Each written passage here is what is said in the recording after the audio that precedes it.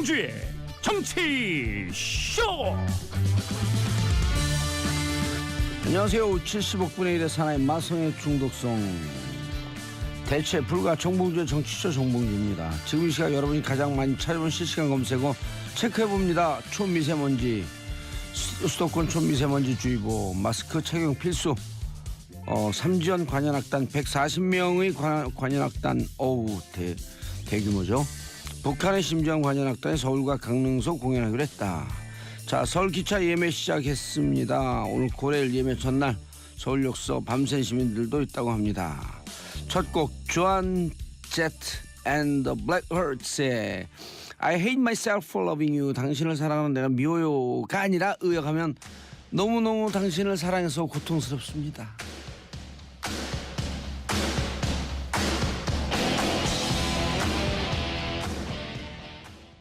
싸다 싸.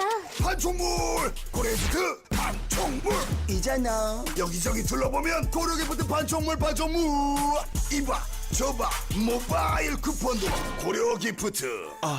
싸네. 공공기관 우선구매 대상 기업 판촉물은 역시 거기 고래기프트잖아.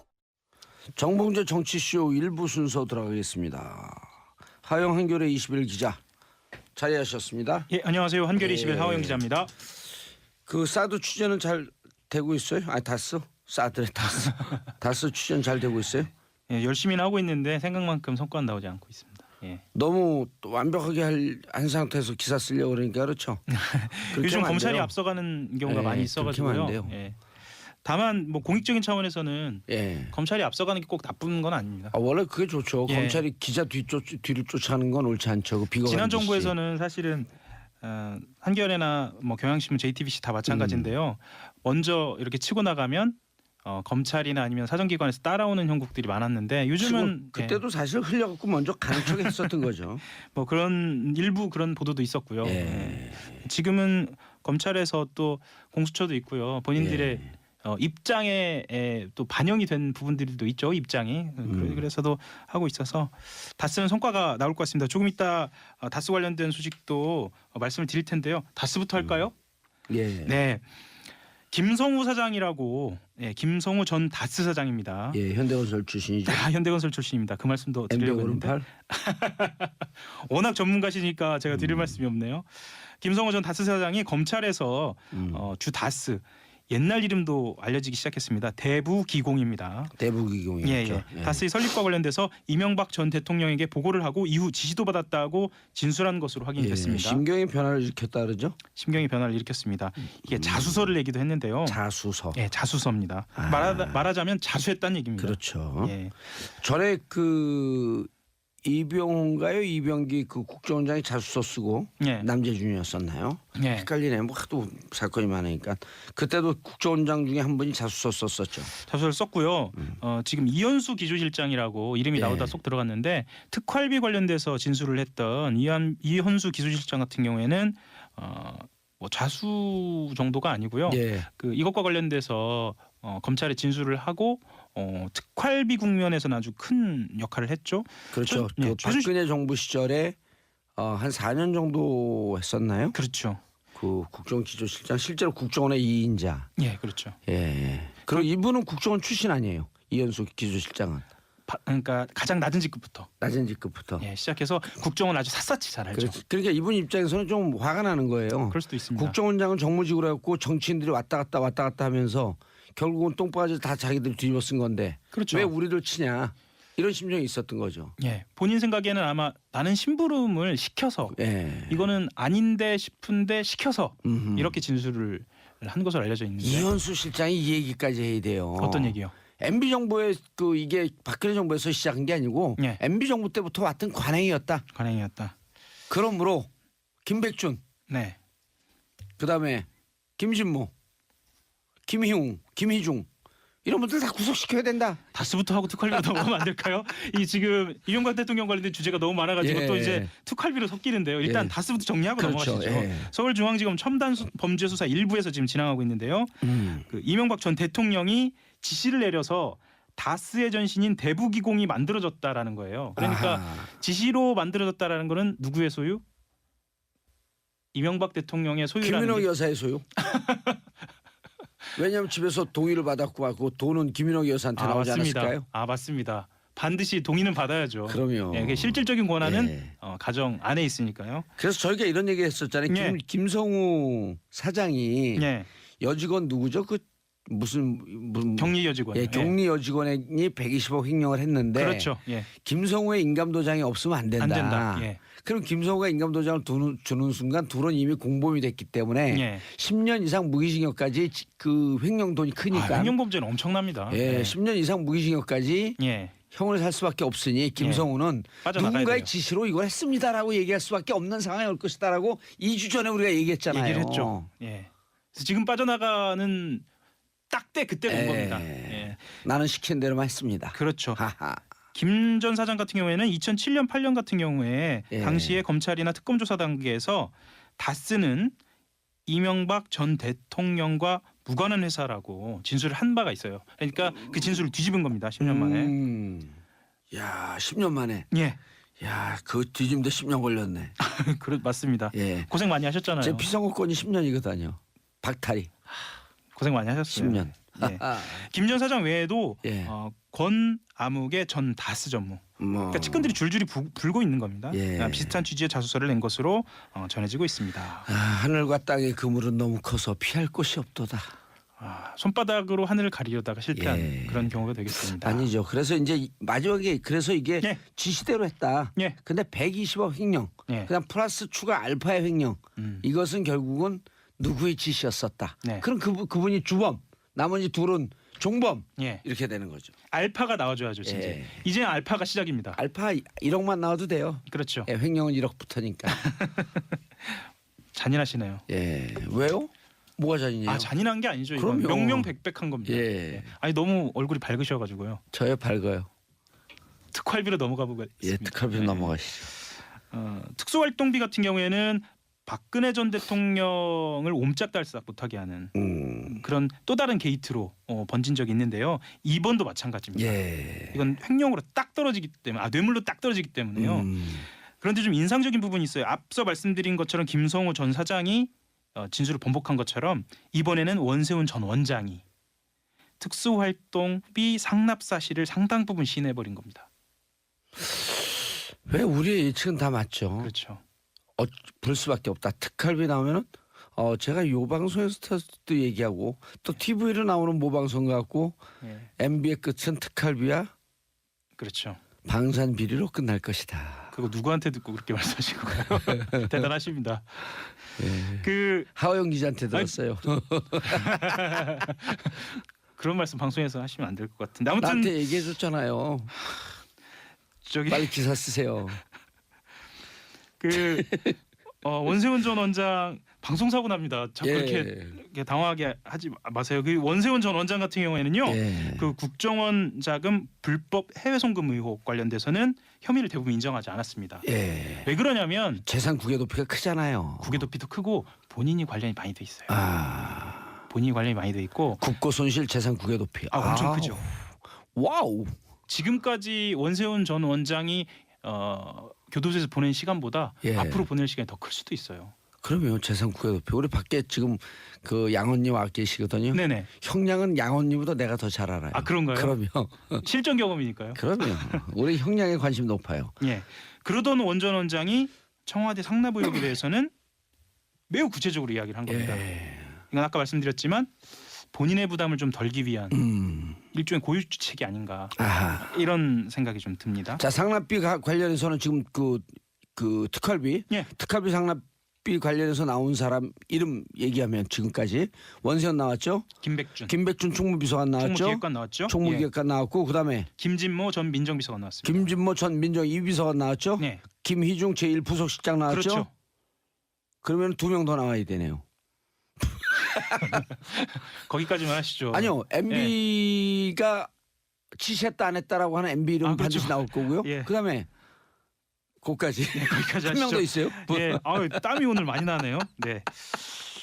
예, 그래서 예. 지금 턱밑까지 왔다. 정말 이제는 턱밑 아니고 예, 코끝 인중을 겨냥하고 있다. 임중까지 왔다. 예. 그럼 임중까지 왔으면은 숨쉬기도 좀 어려운 상태네요. 그렇죠. 바짝바짝 조여지고 있는 상태인 것 제가 같습니다. 정치하는 사람들한테 한마디 드리겠는데요.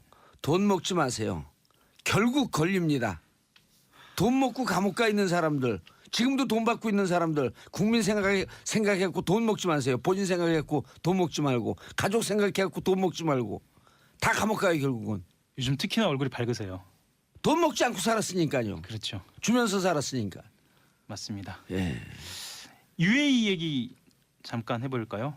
약간 지난 얘기긴 한데 예. 이게 지나지 않았습니다. 아 그런데 예. 요거는 양 당에서 서로 좀 국익을 위해서 좀 축소시키자, 덮자 뭐 이런 얘기가 있으니까 저거 먼저 하는 게 어때요? 어떤가요? 삼지연 관현악단. 아 삼지연 관련 예. 이 얘기를 꼭 해야죠. 북한이 평창 동계올림픽에서 140여 명으로 구성됐습니다. 대규모입니다. 예. 삼지연 관현악단을 예술단으로 파견하기로 했습니다. 오. 어제 합의가 된 건데요. 오케스트라 단원 80여 명하고 노래와 춤 공연자 등으로 구성된 종합 예술단입니다. 모란봉악단은 안 와요? 예, 여기 포함되어 있나요? 삼지연으로 아, 예. 삼지연은 모란봉악단 그 이른바 북한판 걸그룹 10명. 예. 그분들은 와요 안 와요? 아직 모르죠. 그것까지는 확인은 안 돼 있는데 지금은 삼지연만 오는 것으로 합의가 돼 있고요. 예. 공연은 광능하고 서울에서 한 차례씩 하기로 돼 있어서요. 아마 모두 다 구경을 가는 게 난리가 날 것 같은데 난리가 날 것 같습니다. 티켓팅한테. 예, 티켓팅. 근데 이거 보면 종북되는 거예요? 종북은 아니고요. 예. 친북이면 안 된가요? 안 되나요? 삼지연을 보면 친북인가요? 저도 잘 모르겠습니다. 그러니까 네. 뭐 누군가를 종속적으로 따른다는 건 조금 저도 거부감이 있는데 삼지연 관현악단이 공연하는 거에 대해서 좀 친근감을 느끼는 건 괜찮을 것 같은데요. 관현악단이네 북을 치거나 그러진 않겠죠. 지금 그 북 얘기하시는 예, 게 그 북인가요? 종도 치지 않고 종북. 요즘 유난히 표정이 밝으세요. 예. 아니 통일 문제가 잘 되는 것 같아갖고요. 예, 예. 삼지연 관현악단 같은 경우는 육로 이동 방식인데요. 이동 방식 같은 경우는 좀 인상적인 게 일단 판문점을 경유해서 넘어와서 서울에서 강릉까지 KTX로 이동한다. 예, 이것도 좀 그런데 인상적입니다. 삼지연 관현악단이 지금 그 제재 대상 아닌가요? 제재 대상으로. 그건 제가 알고 알아봐야 있는데. 할 것 같습니다. 음. 확실한 건 이 예술단이 제재 대상 중에 하나였던 것으로 저도 기억을 예, 하는데요. 맞아요. 그렇기 삼지연인지 때문에 제가 확인해 보겠습니다. 그렇기 때문에 예. 유엔과 협의해서 미국의 요청 유엔과 협의해서 이 유엔 제재를 평창 올림픽 기간에는 유예하는 방안. 예, 그것도 지난번에 말씀드렸죠. 예, 조명균 통일부 장관이 장관이, 그 얘기했다. 근데 예. 그게 내부적으로 협의 없이 그 얘기할 리 없다. 예. 우리가 거기까지 얘기했었죠. 예.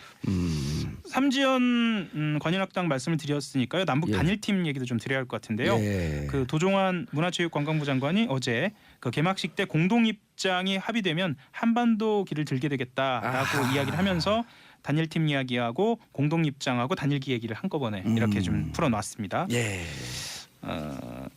실제로 역대 동학의 올림픽 역사에서 개최국 국기가 개폐막식에 등장하지 않은 경우는 없었는데요. 그것보다도 대의적인 측면에서 그리고 올림픽의 흥행 측면에서도 예. 단일기가 등장한다는 것은 또 다른 구경거리가 될 것 같습니다. 예. 그렇다. 어쨌든 이 평화 올림픽이 남북 관계 개선, 네. 북미 간의 관계 개선, 한반도 평화의 분위기를 조성하고 북이 더 이상 핵실험, 네. 미사일 실험을 하지 않을. 그럼 분위기를 조성하는데 아주 결정적인 역할을 하는 겁니다. 그럼요. 뭐 이게 예. 앞으로 손 잡고 악수하고 있다가 뒤로 칼을 겨누면 그거는 또 배신이죠, 배신. 배신이기도 하고요. 그런데 이 얘기는 저도 좀 드리고 싶은데 그런 꼼수가 숨어 있다라고 이야기하는 분들이 있는데 꼼수가 숨어 있다라는 것 자체를 우리가 알고 있잖아요. 그리고 꼼수가 숨어 이미 있으면 알고 있어요. 예. 꼼수를 안 하게끔 안 하게끔 하면 조성하면 되죠. 예. 제가 그 인제대 예. 김해 있는 인제대 통일학부 박사과정아니에요. 아, 근데 거기 이제 김연철 교수도 계시고 예, 예. 진유관 교수도 진유관 계신데 교수. 진유관 교수가 이런 얘기를 하더라고요. 북이 네. 모든 정치 일정을 2017년 12월 대선이 12월에 있을 거로 예상하고 거기에 맞춰놓은 것 같다. 아, 이미. 예, 이미. 이미. 근데 이게 대선이 우리나라가 틀어진 거 아니에요? 그렇죠. 촛불혁명으로. 예, 예. 그러니까 12월까지는 미사일 발사 전임 정권에서 다 끝내고 네. 새로운 정권이 오게 되면 1월서부터 평화 공세를 하려고 준비를 하고 있었던 건데 느닷없이 촛불혁명이 일어났는데 일정을 조정할 수도 없고 그래서 서둘러서 미사일 실험, 핵실험을 지난해 다 끝낸 것 같다. 그게 설득력이 있는 게 미사일 예. 실험 같은 경우에는 1, 2개월 준비해서 안 되거든요. 안 되는 거죠. 예. 장기적인 정치 플랜이 있어야죠. 그렇습니다. 정치 플랜도 그렇고 기술적인 측면에서도 마찬가지입니다. 그게 동시에 진행되지 않으면 지난번 말씀드렸던 기계적 일정표와 정치적 일정표가 동시에 진행이 되지 않으면 안 되기 때문에 지금 말씀하신 부분도 굉장히 설득력 있는 것으로 저도 보입니다. 그거를 통일 전문 북한 문제 전문가 중에 유일하게 진익환 교수만 그 얘기를 하더라고요. 그분이 지도 교수라는 말씀이시죠 지금? 그렇죠. 아니 전 지도 교수가 여러 명이 제가 찍는 대로 지도 교수예요. 김현철 교수도 지도 교수, 진익환 교수도 지도 교수. 자, 이 얘기 꼭 단일팀, 예. 이 얘기 꼭 드리고 싶은데 시간이 얼마 남지 않은 것 같아서 판사 블랙리스트 얘기 좀 드리면 안 되나요? 하셔야 돼요. 예, 이게 의외로 보도에서 많이 나오고 있지 않은 것 같아서 이게 꼭 드리고 싶은데요. 예. 양승태 대법원장 시절에 법원 행정처가 판사들의 성향과 동향을 파악한 것으로 보이는 이른바 판사 블랙리스트 의혹을 조사 중입니다. 현재. 그런데 예. 그 조사 중인 대법원 추가조사위원회에서 관련 문건들이 다수 확보된 겁니다. 그 컴퓨터를 지워버렸다 그러더니 그 컴퓨터에서 나왔나 보죠. 나온 겁니다. 그러니까 문건 가운데 일부를 작성한 전직 행정처 심의관 판사 한 사람이 추가위 조사에서 행정처 고위 관계자의 지시에 따라서 문서를 만들었다라고 얘기했습니다. 고위 관계자라는 말이 언론에서 등장하면 이렇게 보시면 되거든요. 고위 관계, 그냥 관계자가 아니라 고위 관계자라는 것은 그 조직에 있어 최고 수장 아니면 바로 그 다음. 행정처장 아니면 대법원장. 그렇게 봅니다. 예, 알겠습니다. 하영 기자 인사하시고요. 예, 한겨레 21 하호영 기자였습니다. 감사합니다. 예, 전 광고 듣고 2부 언니 뉴스로 돌아옵니다. 채널 고정하소서.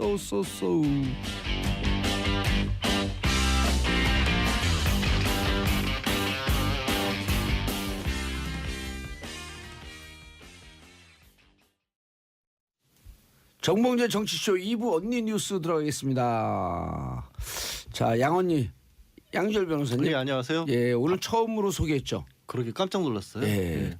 다른 근데- 때는 최민희 먼저 한 다음에. 아니 그 방송 시작하기 전에 방송에서도 제 얘기를 하시더라고요. 아까 하영 기자랑도. 그래요? 예. 형량에 대해서 내가 더 잘한다. 아. 예, 형량에 대해서. 왜 그런지 아세요? 실제 경험자. 아니에요. 양언니보다 제가 형이니까. 언니의 형은 뭡니까 이게? 자, 혼자 노래 불러요 안 불러요? 거란사 그 노래 찾아봤어요? 아니요. 왜 안 찾아봤어요? 그게 백마강이라고 하는 노래예요. 아, 고란사의 매주 들려주셔서 딱히 안 찾아봤어요. 중앙이 목이 쉬었어요 어제. 어제 무슨 노래를 불렀더라? 어제도 노래 부르셨어요? 예, 박종철 방송하고 타는 목마름으로 노래를 불렀고 어째 박종부 형님. 그 형님이 왔거든요. 아, 그 우리가 30년을 살면서 다시 초심으로 돌아가자 결의하고 술값만 많이 나왔죠. 자, 고란중앙일보 기자님 자리하셨습니다. 네, 안녕하세요. 예, 걸크러쉬예요. 자료 좀 보내주세요. 그랬더니 인터넷 많으니까 검색해 보세요. 난 저런 분 처음 봤어요. 자, 이명선 프레시안 기자님, 최민희 의원 대신 나오셨죠? 네, 오늘 하루 땜빵입니다. 예, 땜빵 전문은 여러 명이 있는데 땜빵 전문 뒤지는 김용민, 아하. 땜빵 전문 팟캐스트는 이재화 변호사. 땜빵 많이 하세요? 예, 땜빵이 이런 그냥 분들? 예, 5분 대기조들. 자, 김용옥님, 봉도사님 요즘 훌쩍 젊어지고 계십니다. 언니 뉴스도 너무 재밌어요. 제가 왜냐면 요즘요 프로널 얘기가 한다스예요. 다스 얘기 너무 재밌어. 너무나 재밌어요. 자, 김선민님, 양언니는 언니네 라디오 출연해야 하는 게 아닐까요? 우리 다음 프로그램 소흥훈이 김숙의 언니네 라디오. 이것도 많이 들어요. 우리 거 듣는 거 한 10분의 1쯤 듣는 거. 채널 고정하셔야죠 왜? 일단 안 보면은 막 디스하는 게 전공이에요. 우리는. 뒷담화. 자, 이명선 프레시안 기자님. 네. 어쩐 일로 오셨어요, 근데? 결의를 한번 얘기해 주시고. 뭐 결의랄 건 없고요. 예. 최민희 전 의원의 명성에 예. 흠이 안 가게 일단 시간 잘 채우자라는 각오로 나왔습니다. 최민희 의원님 특징이 있어요, 노명성. 이명선, 노명성. 아유, 그렇게 또 연결이 되나요? 예. 자, 첫 번째 뉴스. 네. 양열 변호사님.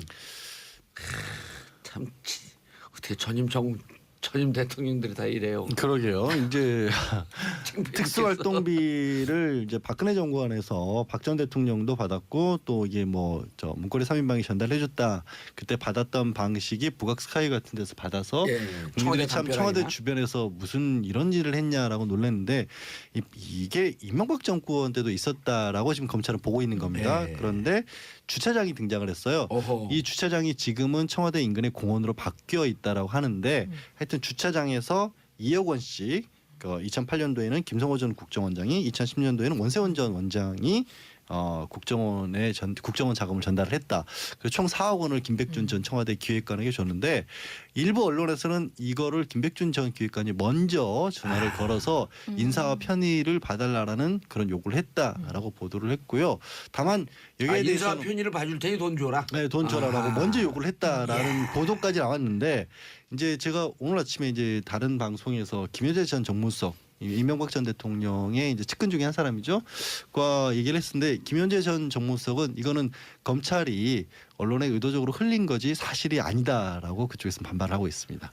김효재 정무수석. 네, 그러면 전 정무수석이. 사실이 아니라는 게 먼저 전화를 해서 받은 게 네, 아니, 아니라는 그게 건가요? 아니라- 아니면 돈을 안 받았다는 건가요? 아니면 줘서 말지 못해서 받았다는 건. 아니 주차장에서 안 돈 받았다는 자체를 건가요? 그렇게 전달받은 사실이 없다라고 하면서 이게 지금 국정원장 두 사람이 인정을 했잖아요. 네. 그 부분에 대해서 부인한 겁니다. 그러니까 검찰이 확보를 하고 있는 것은 중간에 돈을 전달했다는 국정원 직원은 그렇게 얘기를 하고 있지만 받았다는 김백준 전 기획관도 받지 않았다라고 부인을 하고 있고 국정원장들도 돈을 줬다라고 얘기하고 있지 않을 것이다. 그런데 검찰에서 언론에 그렇게 흘렸다라고 지금 얘기를 했습니다. 이명박 예. 전 대통령 같은 경우도 그런 시스템을 전혀 알지 못한다라고 말을 했기 때문에 사실은 본인들이 다 부인하고 있는 거잖아요. 근데 예. 관련 보도가 계속 나오고 또 봉도사님 같은 경우 미리 사전에 많은 예측을 하셨기 때문에 예. 한다스. 예. 네. 아니 저는 예측한 게 아니고 정보가 그때 들어왔는데 아하. 확인 중에 있기 때문에 제대로 얘기를 안 한 거죠.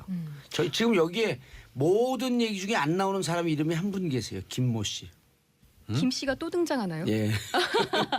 왜 이렇게 대한민국은 김 씨가 제일 많죠, 참. 예. 예. 김 씨가 제일 많아요. 그러면 그냥. 지금 여기서 그래서 모든 예측할 때 김을 던져놓으면 돼요. 그럼 여기서 인정하는 사람은 실무자밖에 없는 건가요? 현재로서는 이제 그거는 이제 이명박 전 대통령 측 측근 측의 얘기인데 실무자만 그렇게 얘기를 하고 있다는 예. 거죠. 기조실장하고 기조실장과 실무자들은 줬다라고 얘기를 하는데 받은 사람과 그리고 그 돈을 원천은 국정원장인데 국정원장은 제거를 한 적이 없다는 거고요. 어제 평상시에도 월요일이면 항상 그 이명박 전 대통령 측근들이 모여서 이제 차도 마시고 식사도 같이 하는데 어제는 좀 많이 모였답니다. 한 20명 가까이 모여서. 오. 왜냐하면 김백준 전 기획관이 이명박 전 대통령의 1년 선배이고 재정 담당을 다 했다. 40년 집사. 그래서 40년 집사라고 불리지 않습니까? 그 청와대에 들어갈 때도 훈련까지 거쳐가면서 기획관이라는 자리를 만들어서 우대를 할 정도의 사람이기 때문에 그 사람을 불러서 검찰이 조사를 했고 영장까지 청구한다는 것은 이명박 전 대통령으로서는 엄청난 일이잖아요. 예. 그래서 다 모여서 얘기를 해봤는데 아니 아무도 받은 사람이 없더라. 그러니까 공적으로도 받은 사람이 없고. 근데 왜 원세훈은 또 그 심경의 변화가 있었고 이 특활비에 대해서는 아주 구체적으로 진술하고 있다는 거예요? 그게 검찰에서 언론에 흘린 거지 사실이 아니다라고 지금 이명박 전 지금 대통령 확인이 안 측에서는 돼요. 얘기를 하고 있는 겁니다. 그럼 원세훈이 그런 얘기를 안 했다 이런 거죠 지금? 그러니까 일명 나고- 이게 낚시를 이렇게 밑밥을 던져 놓은 건지 언론에 검찰이 예. 아니면 원세훈 전 원장이 정말 그렇게 얘기를 한 건지 예. 확인이 안 됩니다. 그 확인 저한테 하시면 돼요. 어떻게 확인 좀 해주세요. 지금 이제 다시 들어갔고 지금 한 6개월 됐죠? 다시 6개월 됐네요 예, 원세훈이요? 그렇죠. 안 무너질 때 됐죠. 심리적으로. 그러면 이미 들어갈 때 그리고 정도원 의원이 여기 와서 그랬잖아요. 같이 서울구치소에 사는데 네. 징역을 참 못 살고 힘들어하더라. 원세훈 전 원장이요? 예. 그 정도원 의원이 같이 있었어요 그때. 네. 그때 1억 5천이가 받고 들어갈 때 1억 5천 받을 때 그 1억 5천 받을 때 바로 옆에 있던 국정원 직원이 또 제가 잘 아는 후배예요. 어쩜 김모 인맥- 씨 아닌가요? 화려한 인맥을. 거긴 이모 씨. 근데 네.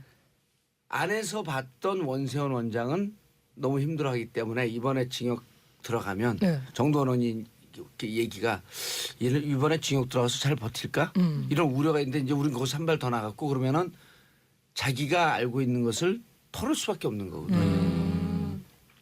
왜냐하면 아까 하호영 기자도 얘기했지만 그 국고 손실 네. 해외로 빼돌린 돈이 네. 많잖아요. 네. 200만 불도 네. 빼돌렸고 또 뭐 8억도 빼돌렸다 그러니까 그거는 국고 손실과 재산 국외 도피 불법으로 취득한 거기에 뇌물까지 만약에 뇌물 공여까지 들어가 버리면 이 형량이 어마어마하게 높아질 수밖에 없거든요. 아니 이제 우리는 밝은 그 대명천지의 원세훈 전 원장의 얼굴을 못 보죠. 거기서 끝내는 거죠 그냥. 그 본인은 그걸 모르겠어요. 예. 하여튼 지금 검찰에서 나오는 얘기들은 근데 이게 흘린 거라면 어마어마한 얘기들이 계속해서 나오고 있는 거죠. 왜냐하면 또 좋아하시는 다스 얘기를 안 들을 수가 없는데. 아니 그리고 여기서 넘어가기 전에 예. 원세훈 원장의 음. 자칫 잘못하면 부인도 조사를 받을 수가 있어요. 그 펜트하우스 예. 부인도 국정원 조사받을 수가 있어요. 안가를 개인적으로 개조해서 썼다는 사택으로 거죠. 썼다라는 의혹도 받고 왜냐하면 있죠. 제1원장 원세훈 제2원장 부인이 부인. 이렇게 했기 때문에 이 특활비 돈 문제는 또 이런 분들이 돈 문제는 부인한테 상의하거든요. 쫙 그림이 그려지잖아요. 이건 자연스러운 추정이지만 또 이게 사실관계 근거에서 저희가 얘기할 거 아니에요. 근데 원세훈 전 원장이 그러고 보면 참 희한한 게 이전에 구속이 됐었을 때는 실형을 받았을 때는 사실 국정원 댓글 사건이 아니라 현직 국정원장 최초로 그 개인 비리 뇌물 혐의를 가지고 그렇죠. 처벌을 받았던 전력이 있으시잖아요. 그래서 참 안타까운 일인데 이번에는 공적인 일로도 또 연루가 된 것이 지금 검찰은 그렇게 보고 있는 거죠. 원세훈 원장의 부인은 이모 씨인 건 아시죠 다들? 예, 이모 씨예요. 예, 검찰의 수사가 좁혀 들어가고 있습니다. 아니 역대로 보면 예. 그 권력을 쥔 사람 옆에 집사 역할을 하는 사람이 늘 예. 초점, 그러니까 예. 온갖 시선과 관심을 받기 마련이었는데 뇌물을 갖다 주더라도 집사한테 갖다 주고 또 검찰의 조사를 받더라도 집사를 먼저 조사를 한 다음에 핵심자를 나중에 소환을 하게 되죠. 예. 그래서 MB 집사 같은 경우는 김백준 전 기획관이 지금 딱 잡힌 건데 박정희 시대 때 전통적인 집사의 의미가 이후락 씨로 처음 시작되다시피 예. 했습니다. 뭐 거의 역사를 전두환의 통틀어 장세동. 역사를 통틀어 이런 분이 없죠. 떡고물 근데- 파문 이런 말도 만들어내고 전두환 씨 같은 경우 근데 장부를 직접 작성했다 뭐 이런 얘기도 나오기도 하고 오. 노태우 씨 같은 경우는 가족 회의 멤버들 외에는 다른 사람들한테 돈을 맡기지 않았다. 뭐 이런 얘기도 있고요. 그러나 분명한 돈의 건 역사에 대해서 참 밝으시네. 좀 저는 한 조사를 가지 정말 해봤습니다. 이해가 안 가는 게요. 지금 말씀하신 분 사람들 그리고 이제 박 전 대통령까지만 해도 어쨌든 정치인이에요. 그렇기 때문에 사실 정치 자금을 필요성을 느낄 수가 있죠. 부정한 돈이든 뭐 좋은 의미에서 관상에 이명박 전 대통령 같은 경우는 애초에 돈이 굉장히 많으신 분이잖아요. 그러니까 지금 김백준 기획관 같은 경우도 이 아까 말씀하신 것처럼 집사로 불리는 만큼 40년 직위인데 특수활동비를 4억 원이라는 돈을 이명박 전 대통령 전체 재산에 비하면 그야말로 껌값인데 이걸 왜 받았는지를 모르겠어요. 저는 이해가 안 가요. 고급 등심집 갖고 한우 예. 고기 먹고 나오는데 바빠면 나오는데 그 후식을 과일 쪽 그 배 한 두 쪽 가져오거든요. 예. 우리 많이 먹었으니까 안 먹겠습니다. 그러고 가는 사람들 봤어요? 빨리 줘 빨리 먹고 가게. 4억으로 후식 같은 거예요. 이해가 안 가요. 저는 모르겠어요. 저는 그래서 돈을 못 받나 봐요. 아니 이명박 전 대통령 같은 경우 내곡동 사저 논란이 있을 때도 예. 본인이 엄청난 자산가임에도 불구하고 청와대 바로 앞에 있는 농협에서 대출을 받았잖아요. 예. 그렇게 여러 가지 온갖 주변에 돈과 관련된 정보는 제일 빨리 습득하고 이걸 예. 어떻게 유용할 것인가 머리가 다른 쪽에 더 발달된 것 같아요. UAE에서 그 상금 포상 받았잖아요. 네. 그럼 그 대통령으로서 역을 한 거거든요. 그 돈을 국고에 넣어야 되는 거 아니에요? 개인이 그것도 미리 나 그거 곧 상 받으니까 미리 땡겨적으로 농협에서 미리 땡겨놨잖아요. 참 영부대상이야. 사실 지금 말씀드린 연장선상에서 얘기를 하자면 다스가 이제 BBK 투자했다가 140억 원 돌려고 만든 것도 예. 사람들이 제기하는 게 굳이 청와대에서 관여를 해서 왜 이런 중소기업이 돈 돌려받는 일에 청와대에 이 새로 나온 게 이거거든요. 김백준 전 기획관이 관여한 게 아니냐라는 얘기가 나온 거예요. 뭐냐면 당시 미국에서 소송을 하는데 그 소송에 로펌에 있는 변호사들이 대책회의를 하는 과정에서 김백준이라는 이름이 들어가 있다라는 거죠. 김백준은 정식 포지션이 그 다스 소송의 법적 대리인이에요. 그러니까 김백준이. 예. 왜 청와대 기획관이 예. 왜 대한민국에서는 그다지 이름도 알려지지 않은 데에서 돈을 되찾는데 들어가 있었느냐. 그리고 수입료 문제 가지고 다투는데 김백준이라는 사람이 이걸 좋아하지 않을 것 같다는 얘기까지 나왔다. 그럼 그것도 이상한 거죠. 저는 이것도 왜 물론 140억 원은 4억보다 크긴 합니다만 일국의 대통령이 정말로 그런데 관여를 해서 자기 돈을 챙겼을까요? 자기 돈 안 되잖아요. 다스가. 김현준 씨가 저 정무수석한테 네. 다스 주인은 누구 거냐도 또 물어봤거든요. 네. 그때 다스는 다스 거라고 하시더라고요. 김현재 정무비서관이요. 예, 정무수석. 다스는 다스 거래요. 예, 이제 그러면서 이제 그 얘기를 하는 게 김상호 전 공동대표가 지금 공동대표 김성호 네. 공동대표가 다스 설립에 이명박 전 대통령이 관여를 했다라는 얘기까지는 검찰에서 또 나왔지 않습니까? 네. 거기에 대한 아마 반론인 것 같은데 현대 아파트를 현대건설에서 지었다고 현대건설 거냐? 현대 아파트들은 다 주인들 거 아니냐? 오. 그런 얘기도 했어요. 오. 그러면서 그러면 지금 사람들이 궁금해하는 게 그 주주로 지금 이상한 씨나 큰형 이상한 씨나 이런 가족들이 가지고 있지만 그건 차명으로 맡겨놓은 게 아니냐라는 의혹을 가지고 있다라고 했더니 예.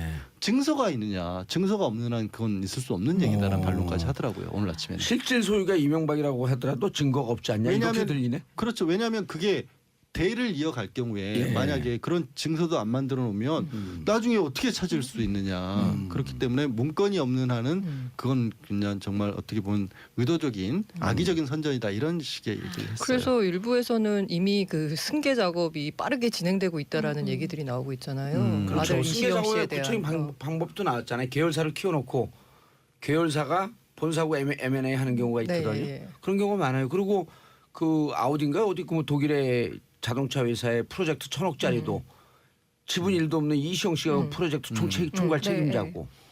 그 해외 부분이 굉장히 큰데 해외 부분 돈줄은 다 CFO는 다 이시영 씨. 그렇죠. 어쨌든 주인은 아니에요. 그래서 전 약간 되게 엉뚱한 상상을 해보는데요. 이 기회에 그 현재 그 문서상으로 주인인 분들이 재산권을 행사하면 안 되나요? 문서상의 주인들이요? 예, 예. 할 수 있죠. 할 수- 그러니까 문서상의 있겠죠. 주인들이 네. 그냥 회사를 팔아버리는 거예요. 문서상의 주인이 실질 주인인데 400만 원 썼다고 경리한테 막 이렇게 서류 흔들면서 야단맞았잖아요. 그러니까 이상한 우리 식이다. 법적으로는 진짜 주인이니까 재산권 행사를 하면 되는 거잖아요. 하면 되죠. 그래서 엉뚱한 상상이지만 그렇게 하면 어떤 일이 벌어질까 그래서 궁금하네요. 김재정 씨가 그 2010년도에 돌아가시면서 처남이 네. 재산이 부인한테 넘어갔잖아요. 부인한테 넘어가고 이상은 씨도 지금 나이가 이제 많거든요. 그러니까 이게 심각해진 거예요 상황이. 차명으로 지금까지 있었는데 넘길 수 있는 과정은 빨리 작업은 진행돼야 되는데 작업이 진행되다가 국민들이 다스는 누구 겁니까? 이렇게 딱 멈춰버린 거예요 지금. 네. 그리고 다스는 내 거 아니다. 그래 정도원 씨가 또 그래요. 8조 되는 회사를 포기하든지 봉변을 당하든지. 아니 이 와중에 다스는 심각한 경영 위기에 봉착했다면서 이게 노조 지원금을 중단하겠다고 오늘 또 선언을 하기도 했어요. 네 이상한 회사예요. 그래서 고위부도설이 지금 나오고 있죠. 네, 그러나 2007년부터 2016년까지 10년 동안 다스의 연결 자산 규모가 9,189억 원에 이릅니다. 엄청난 회사예요. 그게 무슨 의미죠? 그러니까 회사에 돈을 쌓아놓고 있는데도 불구하고 지금 우리가 정권의 탄압 때문에 이렇게 회사가 힘들어져서 지금 노동자들이 길바닥으로 내몰리고 있다. 이건 정권의 탄압에 의한 회사 죽이기다라고 여론을 몰아갈 수 사내 있는 거죠. 유보금이 그렇게 많다는 거예요? 네, 네. 연결 자금이라는 게 뭐 그 무슨 뭐 자산이 자산이요. 많다는 거예요. 자산? 네. 현물과 이제 뭐 여러 가지 것들을 합쳤을 때 어허. 9,100억 원이 넘는 자산을 가지고 있다는 거죠. 그리고 사실 예. 그 회사 부도라고 하는 거는 돌아오는 어음 하나만 안 막으면 부도가 나는 거거든요. 그렇죠. 네. 고위부도. 네, 고위부도 설이 나오고도 있습니다. 샵 1035 짧은 문자 50원 긴 문자 100원 김상민님 명언이네요. 호호 4억은 후식 같은 것. 윤지영님 봉도사님 MB 얘기만 나오면 유독 좋아하시는 것 같아요. 왜냐면 할 얘기가 한다 쓰니까. 자 이쯤 정리. 이거 뭐야? 아니 그런데 김백준 씨 이제 예. 구속영장 청구됐잖아요. 예. 영장 실질 심사 언제예요? 오늘 10시 반부터 10시 반부터? 10시 반부터 진행을 하고요. 예. 아까 제가 여러 가지 말씀드렸잖아요. 과연 돈을 받았느냐 안 받았느냐. 예. 영장이 발부가 되면 돈을 받았다는 얘기예요. 그리고 원세훈 전 원장도 줬다고 얘기를 했다는 거고요. 그래서 하루면 이명박 전 대통령 측의 반박이 사실인지 아닌지가 오늘 자정이면 밝혀집니다. 근데 검찰이 근거 없이 언론에 설사 흘렸다고 할지라도 피사실 유포로 그런 거 하면 안 되는 거 아니에요? 그건 불법이죠. 불법이라고 그렇게 하는데 어쨌든 기자들이 물어보면 김백준 씨, 저 원세훈 씨가 이제 심경의 변화가 있는 것 같아요. 그럼 기자들은 쓸 거예요. 심경의 변화 있어. 특합이 좋다고 진술. 여기 기자 두 분 계시잖아요. 자, 제가 이제 검사를 그 원세훈 물어보세요. 원세훈 원장이 진술을 했나요? 심경의 변화가 좀 있어서 좀 많이 협조적이에요. 검찰 관계자에 따르면 예. 이렇게 그러면은 그러니까 이제 돈을 검찰 어떻게 관계자의 줬다는 거야? 그러니까 검찰 관계자에 따르면 뭐라고 말했다. 이거를 이제 풀이를 하는 거죠 기자들이. 예. 이런 말을 하는 건 뭐 줬다는 의미다. 줬다는 겁니다. 예. 네. 그리고 그러면서 검사가 요즘 수사기가 좀 쉬워졌어요. 그럼 검찰 수사 가속화. 다음 이슈 누구를 위한 대중교통 무료인가? 이게 무슨 말이죠? 그 어제 혹시 그 출퇴근 시간에 지하철이나 버스 타보신 분 계세요? 저요. 이게 딱 찍으니까 뭐가 나오나요? 0이라고 찍히더라고요. 그렇죠. 오. 네. 어제 바로 출퇴근 시간에 지하철 버스가 무료였습니다. 이용들을 안 해보셨나 보네요. 아니 저는 무료 이용했어요. 퇴근 했어요? 시간에. 아, 네. 그 이유가 뭐냐면 이게 이제 그 미세먼지 저감 대책의 하나인데요. 예. 이 나쁨으로 그 일정 수치 이상 경보가 발령이 되면 미세먼지를 어떻게든 줄여보자.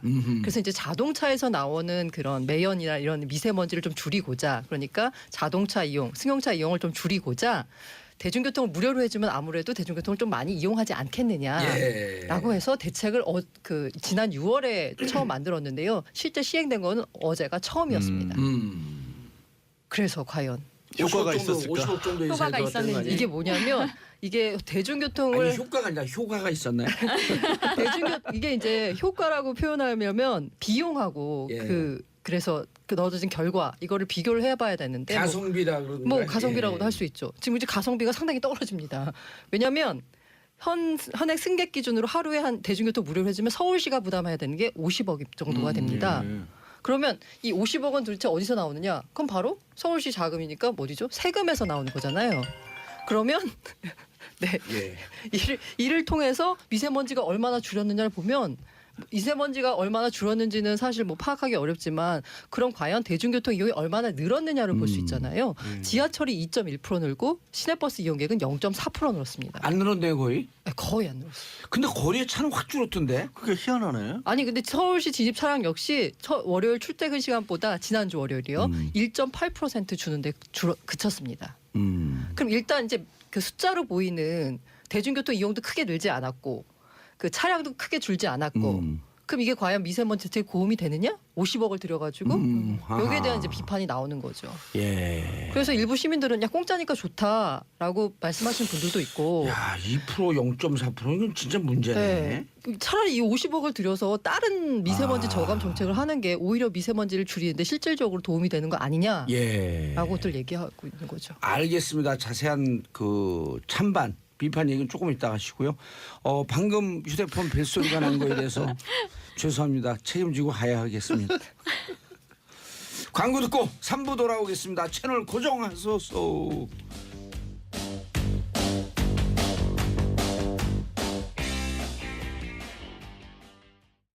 정봉재 정치쇼 3부 순서 들어가겠습니다.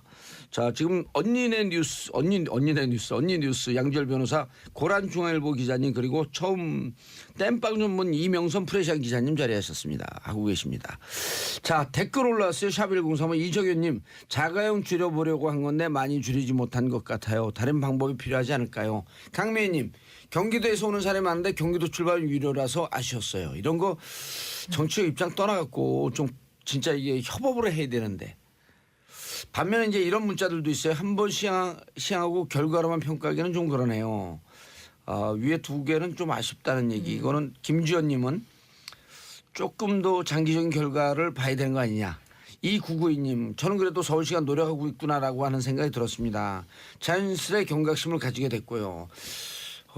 박원순 시장님이 잘 하고 계시죠. 이런 거 열심히 노력하고 그러는데 성과 좀 익숙하지 않아서 그런 거 아닐까요? 아니 근데 그리고 아까 일단 경기도에서 출발하는데 유료라고 예. 말씀하셨잖아요. 이것도 약간 문제인데요. 사실 서울하고 경기도하고 행정자치구역상은 분리돼 있지만 두 곳을 오가시는 분들이 굉장히 많잖아요. 무척 많죠. 네, 그게 185만 명이라고 그럽니다. 오. 근데 이게 만약 효과를 발휘하려면 185만 명이? 네, 예. 우리 아들 군대 갔는데 훈병인데 번호가 185번인데. 그 양쪽에 두 자치도에서 다 시행을 해야지 예. 두 곳 다 시행해야지 이게 효과가 있는 건데 인천도 안 그렇죠. 하기 때문에 인천도 안 인천하고 하기 때문에 경기. 그렇죠. 에이. 그래서 이게 효과가 좀 없었다는 얘기도 있고요. 근데 음. 경기도 입장은 그렇습니다. 사실 이게 미세먼지가 사실 원인이 중국발이 많잖아요. 예. 대충 한 국내 원인이 한 29%, 국내 원인 가운데 29%가 차량이라고 합니다. 이걸 이제 줄여보겠다고 한 건데 국내 원인이 전체 몇 %인지 그건 안 그건 나오죠. 아직 모르고 예. 국내 원인 중에 대충 보기에 한 29%, 30%가 차량이다. 차량에서 나오는 건데 아하. 또 이 차량 가운데서도 그냥 일반 승용차가 아니라요. 노후화된 경유차, 경유 화물차 이게 원인의 한 65에서 70% 정도 차지한다고 합니다. 그런데 이 대중교통 이용은 이 노후된 경유 화물차를 단속하는 게 아니라 승용차를 줄이겠다고 하는 거거든요. 예. 그래서 쓴 돈에 비해서 효과가 없으니 차라리 다른 정책을 쓰는 게 낫지 않겠느냐라는 비판이 나오고 있는 거고요. 네. 그러니까 자동차 정책 이런 것도 좀 국가적 차원에서 좀 해줘야 되는 게 유럽은 디젤로 갔다가 다시 전기차로 좀 옮겨가는 네, 추세. 예. 일본은 일찍이 전기차로 가는 추세. 그럼 국가가 이런 거에 대해서 아젠다를 세팅을 해야 돼요. 어디로 갈 거냐 우리는. 아젠다 세팅 한번 했었잖아요. 했어요? 클린 경유라고 해서 경유가 좋은 것처럼. 아 그런 적이 있었나요? 아 MB 때 그런 거 아니에요? MB 때 그렇게 했죠. 그렇죠. 다시 MB 나오나요? 그 이유는 없었어요. 그러니까 예. MB 때 뭐 친환경 녹색 혁명 아. 그걸 아젠다로 던졌잖아요. 네. 녹색 성장을 녹색 얘기했었죠. 성장 그리고 강바닥 판 거 아니야. 그래서 녹조 라떼를 만든 건가요? 녹조라테 만든 거죠. 그래서 실제 경유차 말씀하신 네. 경유차 노후화된 차량들이 지금이 노후화됐잖아요. 9년, 네. 10년 됐기 네. 때문에 그 MB 때 다 나온 거예요. 아. 그때 경유차들 많이 샀죠. 그때 실제로 제 주변에서. 클린 경유라 그랬어요. 예. 그거 좀 이상한데. 아 서울을 오는데 인천을 경유해서 오고 경기를 경유해서 온다고. 그래서 어떻게 그 서울시 입장은 뭐 안 나왔나요? 뭐 아직 안 나왔고요. 예. 이제 한번 뭐 처음이 아까 말씀하신 대로 처음 한 거잖아요. 그래서 이제 앞으로도 시행을 할까 말까인데 지금 또 쉬운 문제는 아니네요. 저 쉬운 같은 문제 경우는 아니에요, 원래 진짜. 이제 대중교통 이용을 하기 때문에 어제도 그냥 자연스럽게 네. 탔어요. 영원히 나온다는 것도 사실은 인식을 못하고 그냥 탔는데 많이 늘지는 않았더라고요. 그러니까 원래 타던 분들은 늘 타는 네. 거고 갑자기 이것 때문에 승용차를 놓고 오기는 쉽지는 않았을 건데 그렇죠. 이제 주차장 같은 데를 서울시는 뭐 이제 일부 관용 주차장이긴 하지만 아예 홀짝제를 해서 절반을 막아버리겠다는 입장이기 때문에 이럴 때는 그러면 현실적으로 조금 도움은 될 것 같기도 하는데 조금 더 그러니까 좀 면밀하게 검토를 해서 더 늘릴 수 있는 부분 늘리고 해야겠죠. 예. 아니, 반면에 그, 제 예. 주변에서는 그 아이를 항상 미세먼지 이렇게 발령주의보 뭐 이런 게 나오면 자동차를 태워서 학교를 보냈다는 거예요. 근데 어제 같은 경우는 엄마가 같이 마을버스를 타고 단말기에다 카드를 찍고 0이 나오지 왜 0이 나오는지 알아라고 설명을 하면서 갔다는 거죠. 되게 예. 훌륭한 그러니까 엄마네요. 어느 정도 각성 또는 정보를 알려주는 이런 어떤 식으로 활용하느냐에 따라서 사실은 다른 효과는 분명히 있었던 것 같아요. 근데 뭐 이렇게 교육적인 효과가 있지만 이 50억이라는 돈을 쓰면서 그 미세먼지 저감 효과가 없는 정책보다는 뭔가 더 실질적인 실효적인 정책을 취하는 게 더 아니 맞다고. 단계적이라도 그 아까 말씀하셨던 디젤 네, 노후 그 경유차 문제가 더 노후 심각하다고 경유 차량들 보거든요. 그것을 전환하는데 좀 예산 지원을 한다든지 이렇게 좀 중장기적으로 국가와 그 중앙정부와 지방정부가 같이 손잡고 하면 안 되나? 지금 일단 경유차에 주는 혜택 같은 것들을 좀 줄여서 과거에 늘어났던 부분들을 예. 유도를 하고 있긴 하거든요.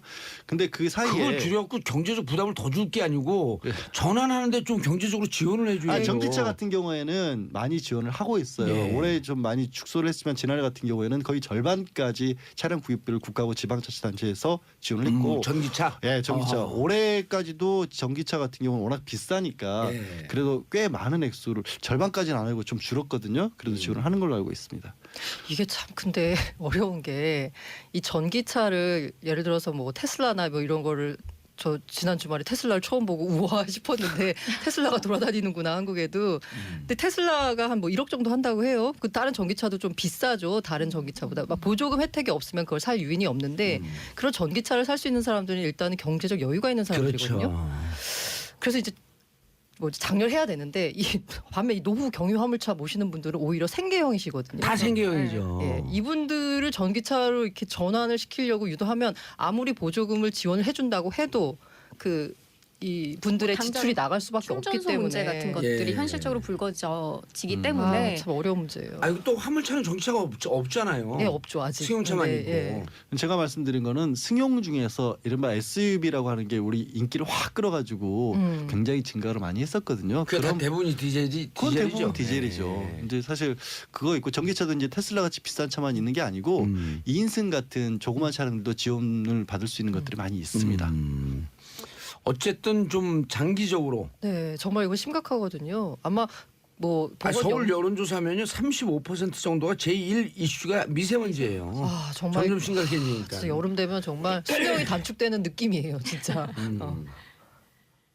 중국에선 이 그 저거 방독면 쓰고 다니잖아요. 그 얼마 전에 기사 보니까 또 방독면을 불량으로 만들라고 다 샌대 이제.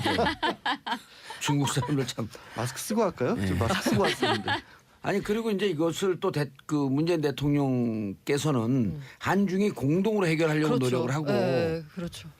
근데 중국에 또 이 아젠다만 던지면 뭐 그 원인이 진짜 우리한테 있느냐 그 입증해봐라. 그거 자꾸 공격적으로 나오더라고. 아주 공격성 강한 동물들이야. 아니 이미 사회가 충분히 문제를 인식하고 있으니까 예. 조금 어떤 식으로 풀어갈지는 저희가 지켜보는 걸로 하고 지켜보면 안 돼요. 제가 우리가 준비한 이슈를 하면 안 될까요? 그래요. 네. 하세요. 처음 나오셨는데 아 뭔가 헤이즐 출연료 밥값을 헤이지 일단. 예. 다음 이슈로 넘어가도 될 듯. 네, 감사합니다. 예. 네, 16살 교육감 선거 가자 이렇게 좀 가즈아가 무슨 뜻이에요? 가자라고 가자예요? 가자입니다. 아, 짜요 이런 뜻이에요 저게? 뭐 그런 거죠. 어. 암호화폐 그 하는 분들이 이제 계속 올라가고 있잖아요. 올라갔다 내려갔다 뭐 업다운이 아. 심하긴 한데 그때 옆에서 이제 기운을 불어넣는 가자. 어떤 네, 아, 함성의 의미로 가자의 가자 아. 이렇게 아, 좀 이제 굴려주셔서 가자. 심지어 안철수 대표도 가즈하라고 외쳤죠. 예. 안철수 대표 아직도 대표예요? 아, 대표 아닌가요? 대표신 맞습니다. 네, 왜 맞습니다. 다른 네. 당의 예. 대표직 아니, 정치력에서 하고 계신가?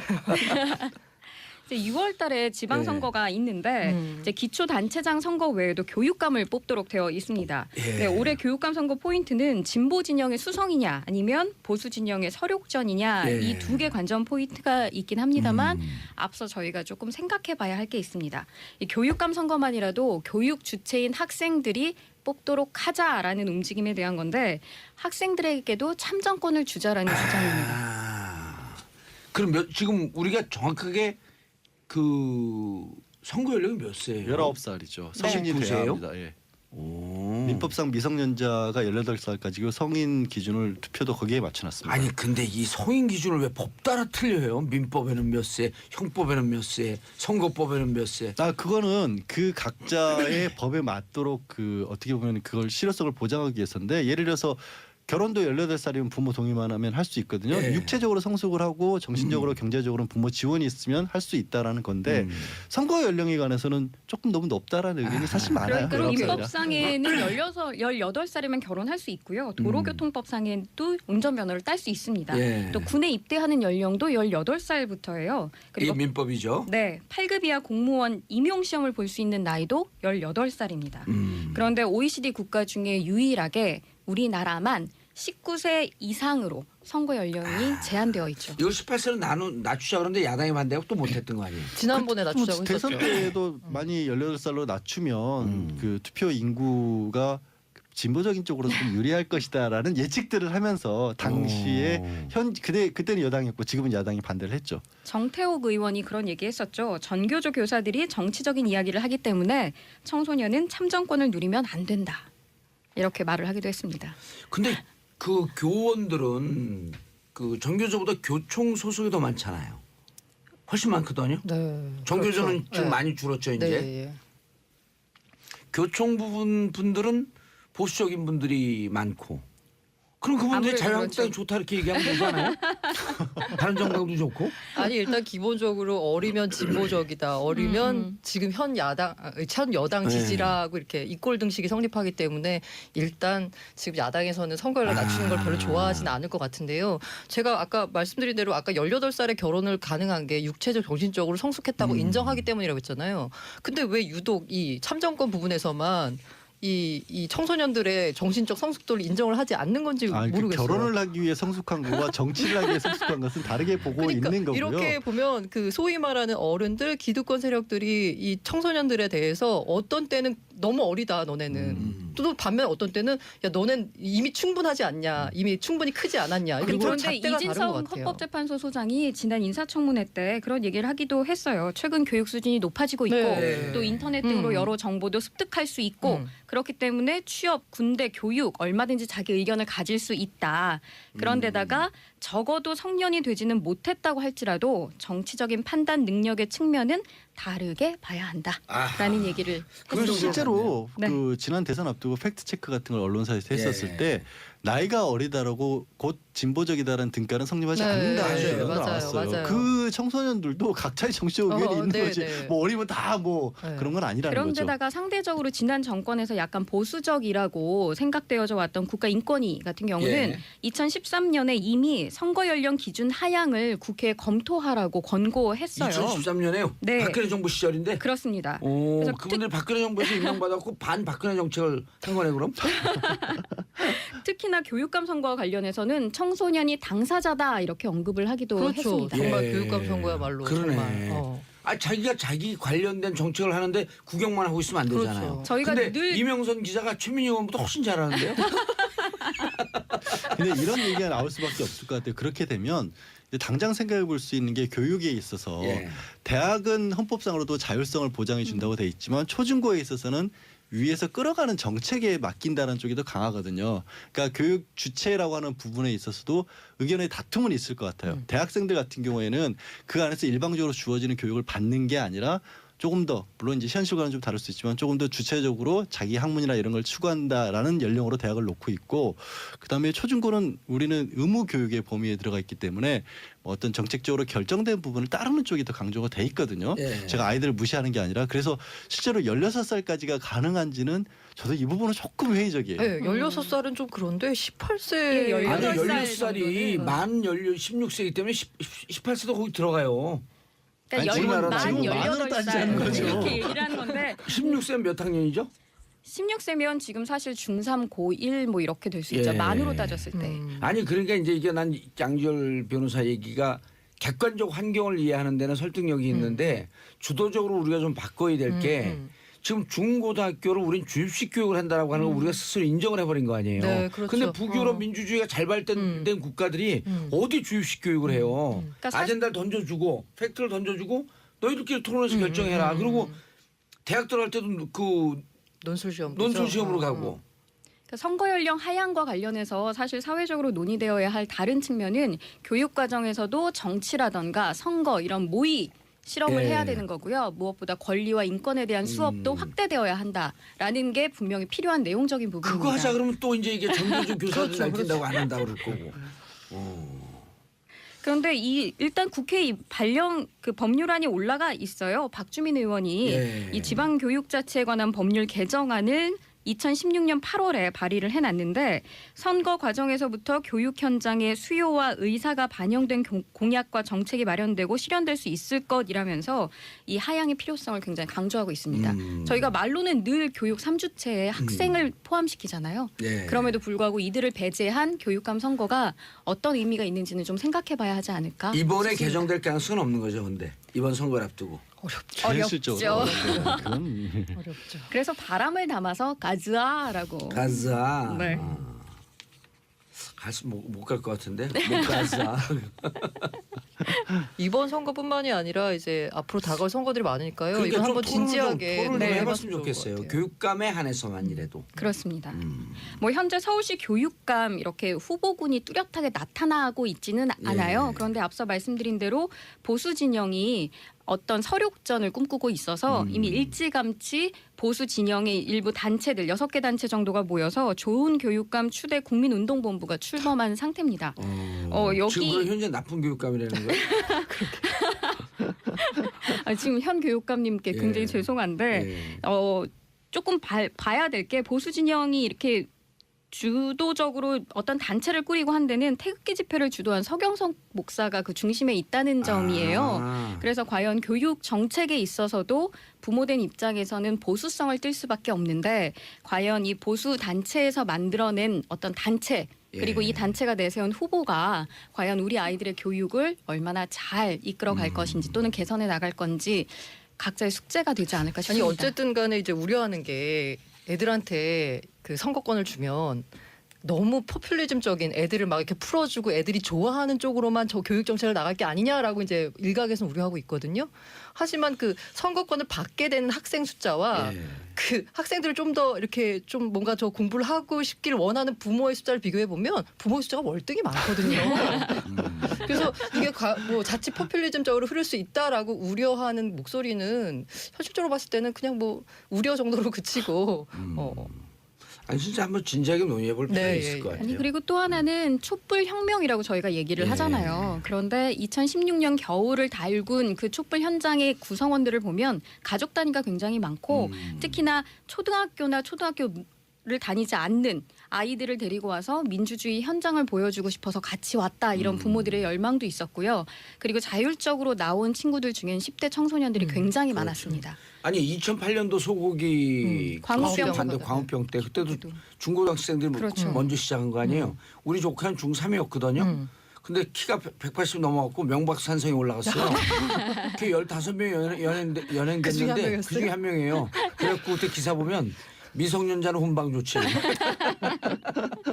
근데 그런 친구가 지금 보수적이에요. 20대 중반 이제 중반대인데 군대 갔다 왔고.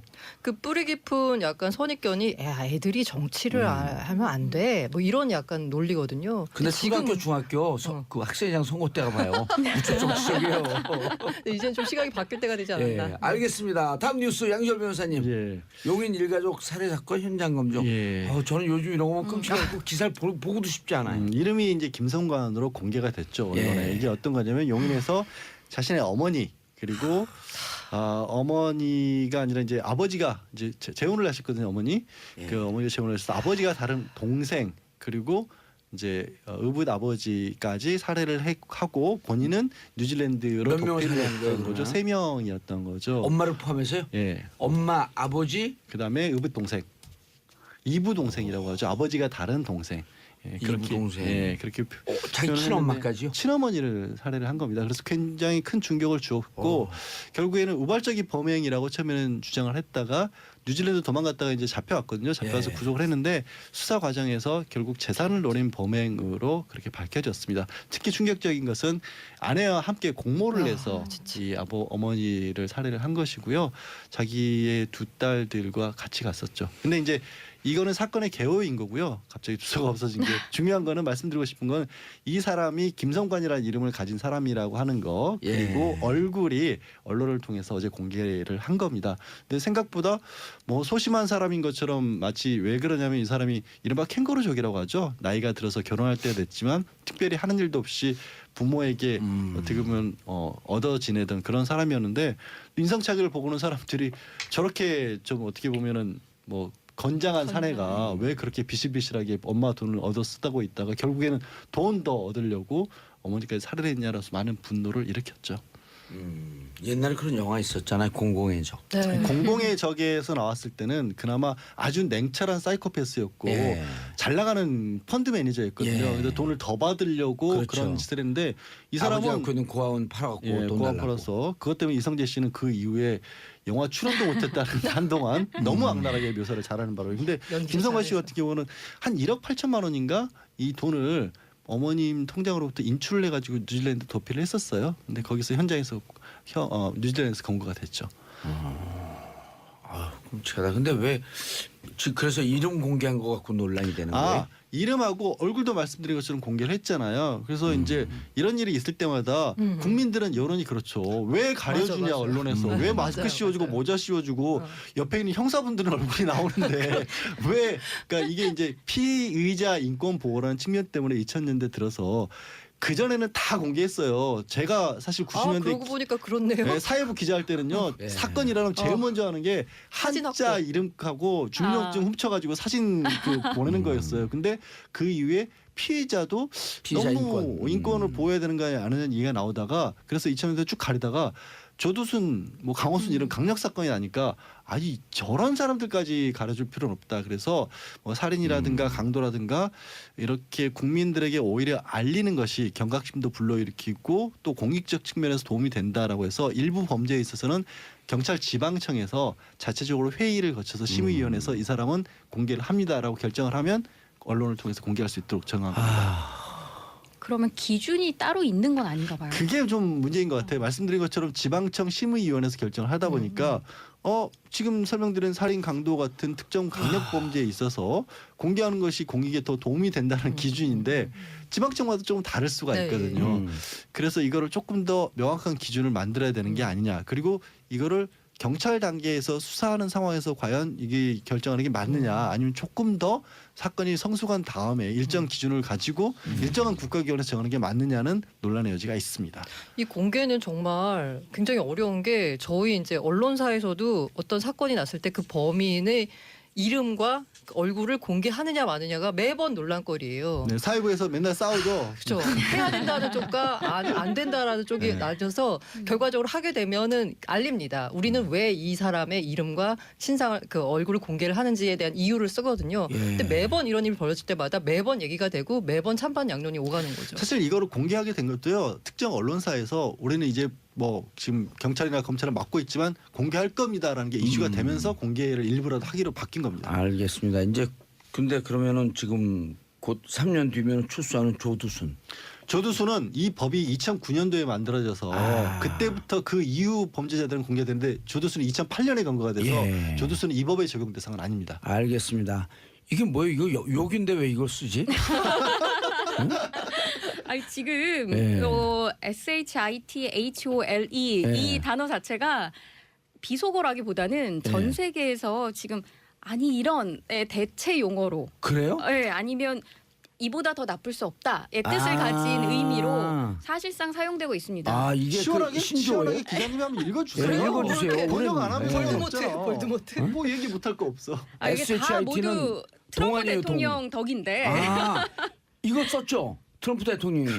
그렇습니다. 대통령이 쓰는데 뭐 기자가 못 써요? 쓸 쓰세요. 수 있죠. 예. 쓸 수 있죠. 예. 쓰세요. This place is a shithole 이런 건데 아. SH라고 좀 줄여서 저도 좀 이렇게 우아하게 예. 포장을 그럼 좀 무슨 해보고 싶습니다. This place is shit 하기 왜 디스플레이스를 얘기하세요? 그거 말고 트럼프 간 건 그게 아니라 슈톨 컨트리스였잖아요. 인종차별적 발언의 논란 한가운데 자리하게 된 건데 거짓속을 할 때 그 네. 그런 뜻으로 쓰였다는 그 이걸 표현이죠. 뭘 정확히 어떻게 그렇습니다. 번역해야 될지는 참. 아니, 그래서 미국 거짓속을이라고 번역 내에서도 있잖아요. 번역이 여러 가지로 나와요. 예. 그나마 우리나라가 거짓속을이라고 가장 좀 우아하게, 약간 우아하게. 예, 번역한 축에 속합니다. 뭐 NHK 같은 경우는 아주 더러운 나라들, 또 지지통신 같은 경우는 변소 같은 나라들, BBC 일본어판에서는 분뇨구덩이 뭐 이렇게 얘기를 했고요. 그래 동구동이 네. 금운동 할 때 동구동이 아 그리고 AFP 같은 경우 더욱 정확하게는 똥통일 것이다. 라고 말하기도 했습니다. 뭐 중국 일민일보 같은 경우는 불쾌한 국가들, 신화통신 같은 경우는 똥통하고 비슷한 단어죠. 오물통이라고 번역을 해서 기사 소식을 전하기도 했죠. 무슨 얘기하다가 그 얘기가 나온 거예요, 근데? 지금 트럼프 대통령 같은 경우는 이민 잡았다 그런 거 아닌가요? 본인이 아프리카 그 IT와 중미 아프리카 국가들을 겨냥해서 우리가 왜 거지고 소굴 같은 나라들에서 이 모든 사람들이 여기에 오도록 받아줘야 하느냐 이민 정책과 관련해서 예. 회의를 하다가 이런 발언이 나왔다고 하고요. 예. 근데 이거는 회의에 참석했던 그 당시 이제 의원들과 관계자들에 의해서 나온 거고 트럼프 본인은 그런 말 한 적 없다라고 얘기하고 있습니다. 이제, 그럼. 그런데 이 파문이 나오자 예. 비디오 저널리스트 한 사람이 트럼프 대통령 소유 건물에다가 프로젝션으로 예. 이 SH라는 단어는 정확하게 사용된다라면서 트럼프에게 뇌물을 주면 된다, 저항하라라는 의미의 반 트럼프로 지금 미국 열도가 끓고 있습니다. 알겠습니다. 인종차별 시리즈로 계속하고 있네요. 자, 세 분 인사하시고요. 예, 감사합니다. 감사합니다. 저는 광고 듣고 4분 미신타파로 돌아옵니다. 채널 고정. 정봉주의 정치쇼 4부 순서 들어가겠습니다. 여의도 미신타파. 자, 뉴스의 이면을 파헤치는 여의도 미신타파 시간이죠. 심리분석의 달인 정신과 전문의 최명기 원장님 자리하셨습니다. 네, 최명기입니다. 예. 감사합니다. 요즘 좋으세요. 오래간만에 계속 들여다봤더니. 힘이 팍팍 들어가네. 예. 보람이 병, 시대 비평, 뭐든지 비평, 모두까기 비평. 경희대 이태광 교수님 자리하셨습니다. 네, 반갑습니다. 이태광 교수님 우리 프로 하면서 경사가 났어요. 네. 우리 프로 시작할 무렵에 네. 정 교수가 된 거예요. 아, 그랬구나. 그 전에 시간 강사였거든요. 아, 그랬나요? 그렇게 올라가지는 않습니다. 아 그랬어요. 네, 부교수였다가 조교수, 부교수, 정교수로 가는 지금은 거죠. 부교수죠? 지금은 정교수라니까요. 정 교수예요? 예, 저는 다 했죠. 오. 과정을 다 겪었죠. 조교수, 부교수, 정교수. 정교수 다음에 그다음 원로 교수가 뭐가 그 오래 평생 하는 교수가 뭐죠? 테니어예요. 종신. 그러니까 정교수가 태조 정신이죠. 교수예요. 정신은 아니지. 65세에 다 퇴임을 아니 근데 했으니까. 재임용 되고 그런 거 없어요? 재임용이 뭐예요? 아 그거? 예. 재임용은 이제 안 되는 거죠. 네. 정교수가 되면 재임용이 안 네. 되는 거예요. 그러니까 재임용 재임할 필요가 과정을 없는 이제 거예요. 거칠 필요가 없는 보통은 부교수만? 부교수까지 재임용이 네. 되는 겁니다. 계속 계속 재임용을 해야 네. 됩니다. 난 교수를 한 번도 안 해봤어요. 교수 놓다가 떨어졌어. 하실 필요가 없지. 왜요? 교수가 낫잖아. 난 교수가 좋아요. 교수 별로 좋은 직업 아니에요. 그래 답답한 직업이에요. 교수 하고 싶어. 하실 수 있으실 거예요. 학교를 세우시면 되잖아. 아니 학교 살려고 그래. 그래갖고 봉학교. 생각해. 응. 아니 대학교. 그러니까 봉대학교. 예, 봉대학. 아, 대학교 봉 괜찮네. 대학교. 한류를 가르치고. 한자짜리 봉. 한류를 가르치시네. 예, 봉. 뭐라고 봉. 한국 민주주의를 가르치고. 그렇죠. 자, 영화 1987과 586 세대 이걸 왜 파헤치죠? 이게 역시 아까 제 금방 말씀드렸지만 이번에 나온 영화 그 사실 이게 이제 한국의 민주화 과정을 다룬 많은 영화들이 나왔는데 이번에 나온 1987 같은 경우는 아주 좀 반응이 특이한 것 같습니다. 반응이 아마 그 경험을 좀 하셨을 거예요. 지난주부터 이 영화가 개봉된 이래로 신문 칼럼을 찾아보시면 이 1987 영화를 언급하지 않는 칼럼이 거의 없어요. 아 그리고 예. 처음엔 제가 영화 살짝 전문가 아니에요. 영화 프로도 하고 그런데 처음에 광고 효과로 쫙 왔다가 대부분이 하얀 곡선인데 이거는 이게 진짜- 중간에 힘을 받을 때 구전 힘이 있거든요. 지금 구전 힘을 받기 그렇죠, 시작했어. 600만 넘어갔어요. 그러니까 이제 386 세대, 지금은 이제 586 세대라고 불리는데 50대가 됐죠. 그 당시에 이제 20대를 보냈던 그분들이 이 영화를 굉장히 많이 봅니다. 많이 보고 보신 뒤에 그냥 끝나는 게 아니라 반드시 무슨 SNS나 블로그에다가 한마디를 쓰세요. 반드시. 이 힘이 굉장히 강한 것 같습니다. 그래서 뭐 개봉 18일 만에 500만 관객이 돌파해가지고 지금 제가 볼 땐 좀 1000만 갈 것 같다는 생각이 드는데 신관계 때문에 이게 무너질 줄 알았어요. 예, 왜냐면 근데- 처음에 250만 갈 때 허덕허덕이면서 갔거든. 그렇죠. 그리고 이제 초반에 밀릴 거라고 생각하고 뭐 중간에 끊기지 않겠나 생각했는데 오히려 중간에 지금 힘을 받아가지고 좀 굉장히 관객 수가 계속 지금 늘어나고 있는 편이죠. 아우, 그래서 고마워요 진짜. 도대체 이게 뭐냐? 왜 지금 586들, 과거의 386들이 이 영화를 좋아하는가? 예. 그 이야기를 한번 해볼까 싶어요. 그 최명기 원장님 몇 학번이세요?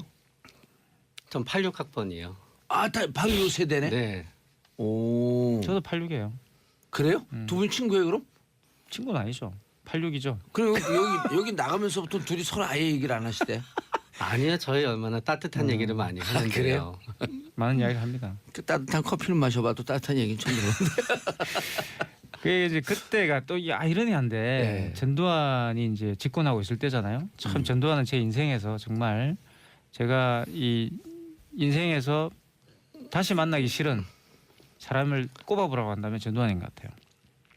뭐 직접 만난 적은 없지만. 우리가 숫자 쓰서 이럴 때 그런 얘기 누가 진지하게 하면 이렇게 보고 있다가 나는 근데 당신이야. 아직까지 호요식을 하고 있죠 이분이. 아, 진짜 27만 원만 미치겠어요. 있다고 이야기한 적이 있는데 뭐 자수전도 내고 지금 난리를 쳤는데 이분 때문에 사실 뭐 이 386 세대 살 청춘이 날아간 거나 마찬가지 아닙니까? 제 아는 선배님은 사실 이제 뭐 굉장히 유명하신 소설가가 나중에 됐지만 이분은 이 전두환이 쿠데타를 일으켰다는 소식을 듣고 탈영을 했어요. 군대에서. 누가요? 그런 분이 있습니다.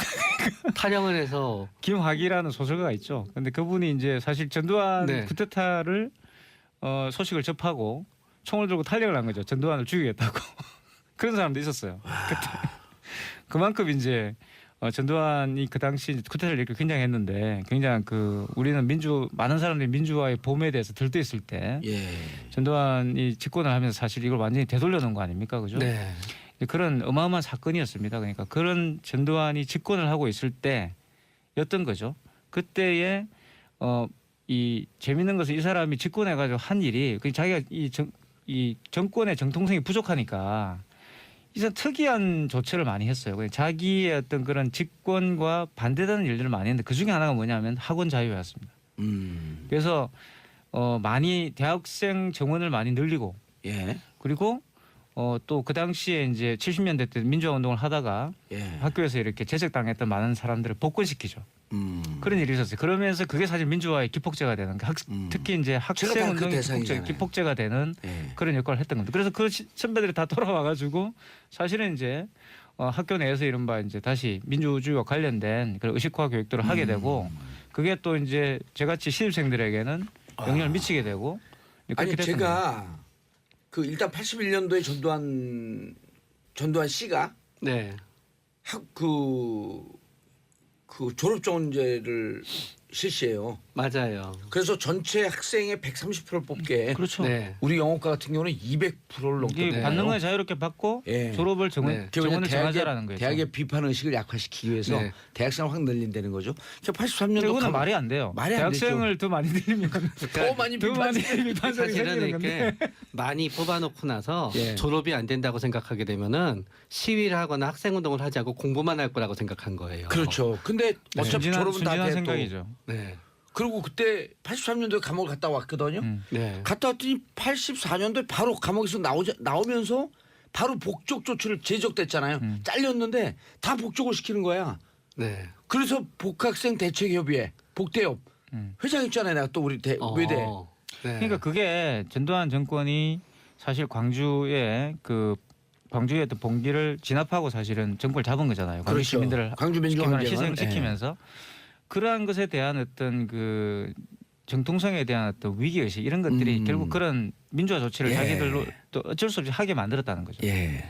자 그런데 50대가 이 영화를 찾는 이유는 당시에 우리가 그 피 끓으면서 사회 민주화를 위해서 헌신했던 그 기억 때문에 찾는다? 무슨 이유 때문에 찾는 거예요? 결국 그거죠. 이제 물론 이제 그 당시의 역사적 사실을 놓고 보면 학생 운동에 참여했던 많은 분들은 사실 소수입니다. 그렇게 많은 분들은 아니었어요. 그러나 많은 분들이 참여는 안 하지만 그렇죠. 박수를 보내고 바로 공감을 그거였던 하고 있었죠. 그러니까 본인들이 직접 참여는 못했다 손 치더라도 그런 학생 운동을 하는 학생들에 대한 부채의식 같은 게 있었어요. 많은 사람들이.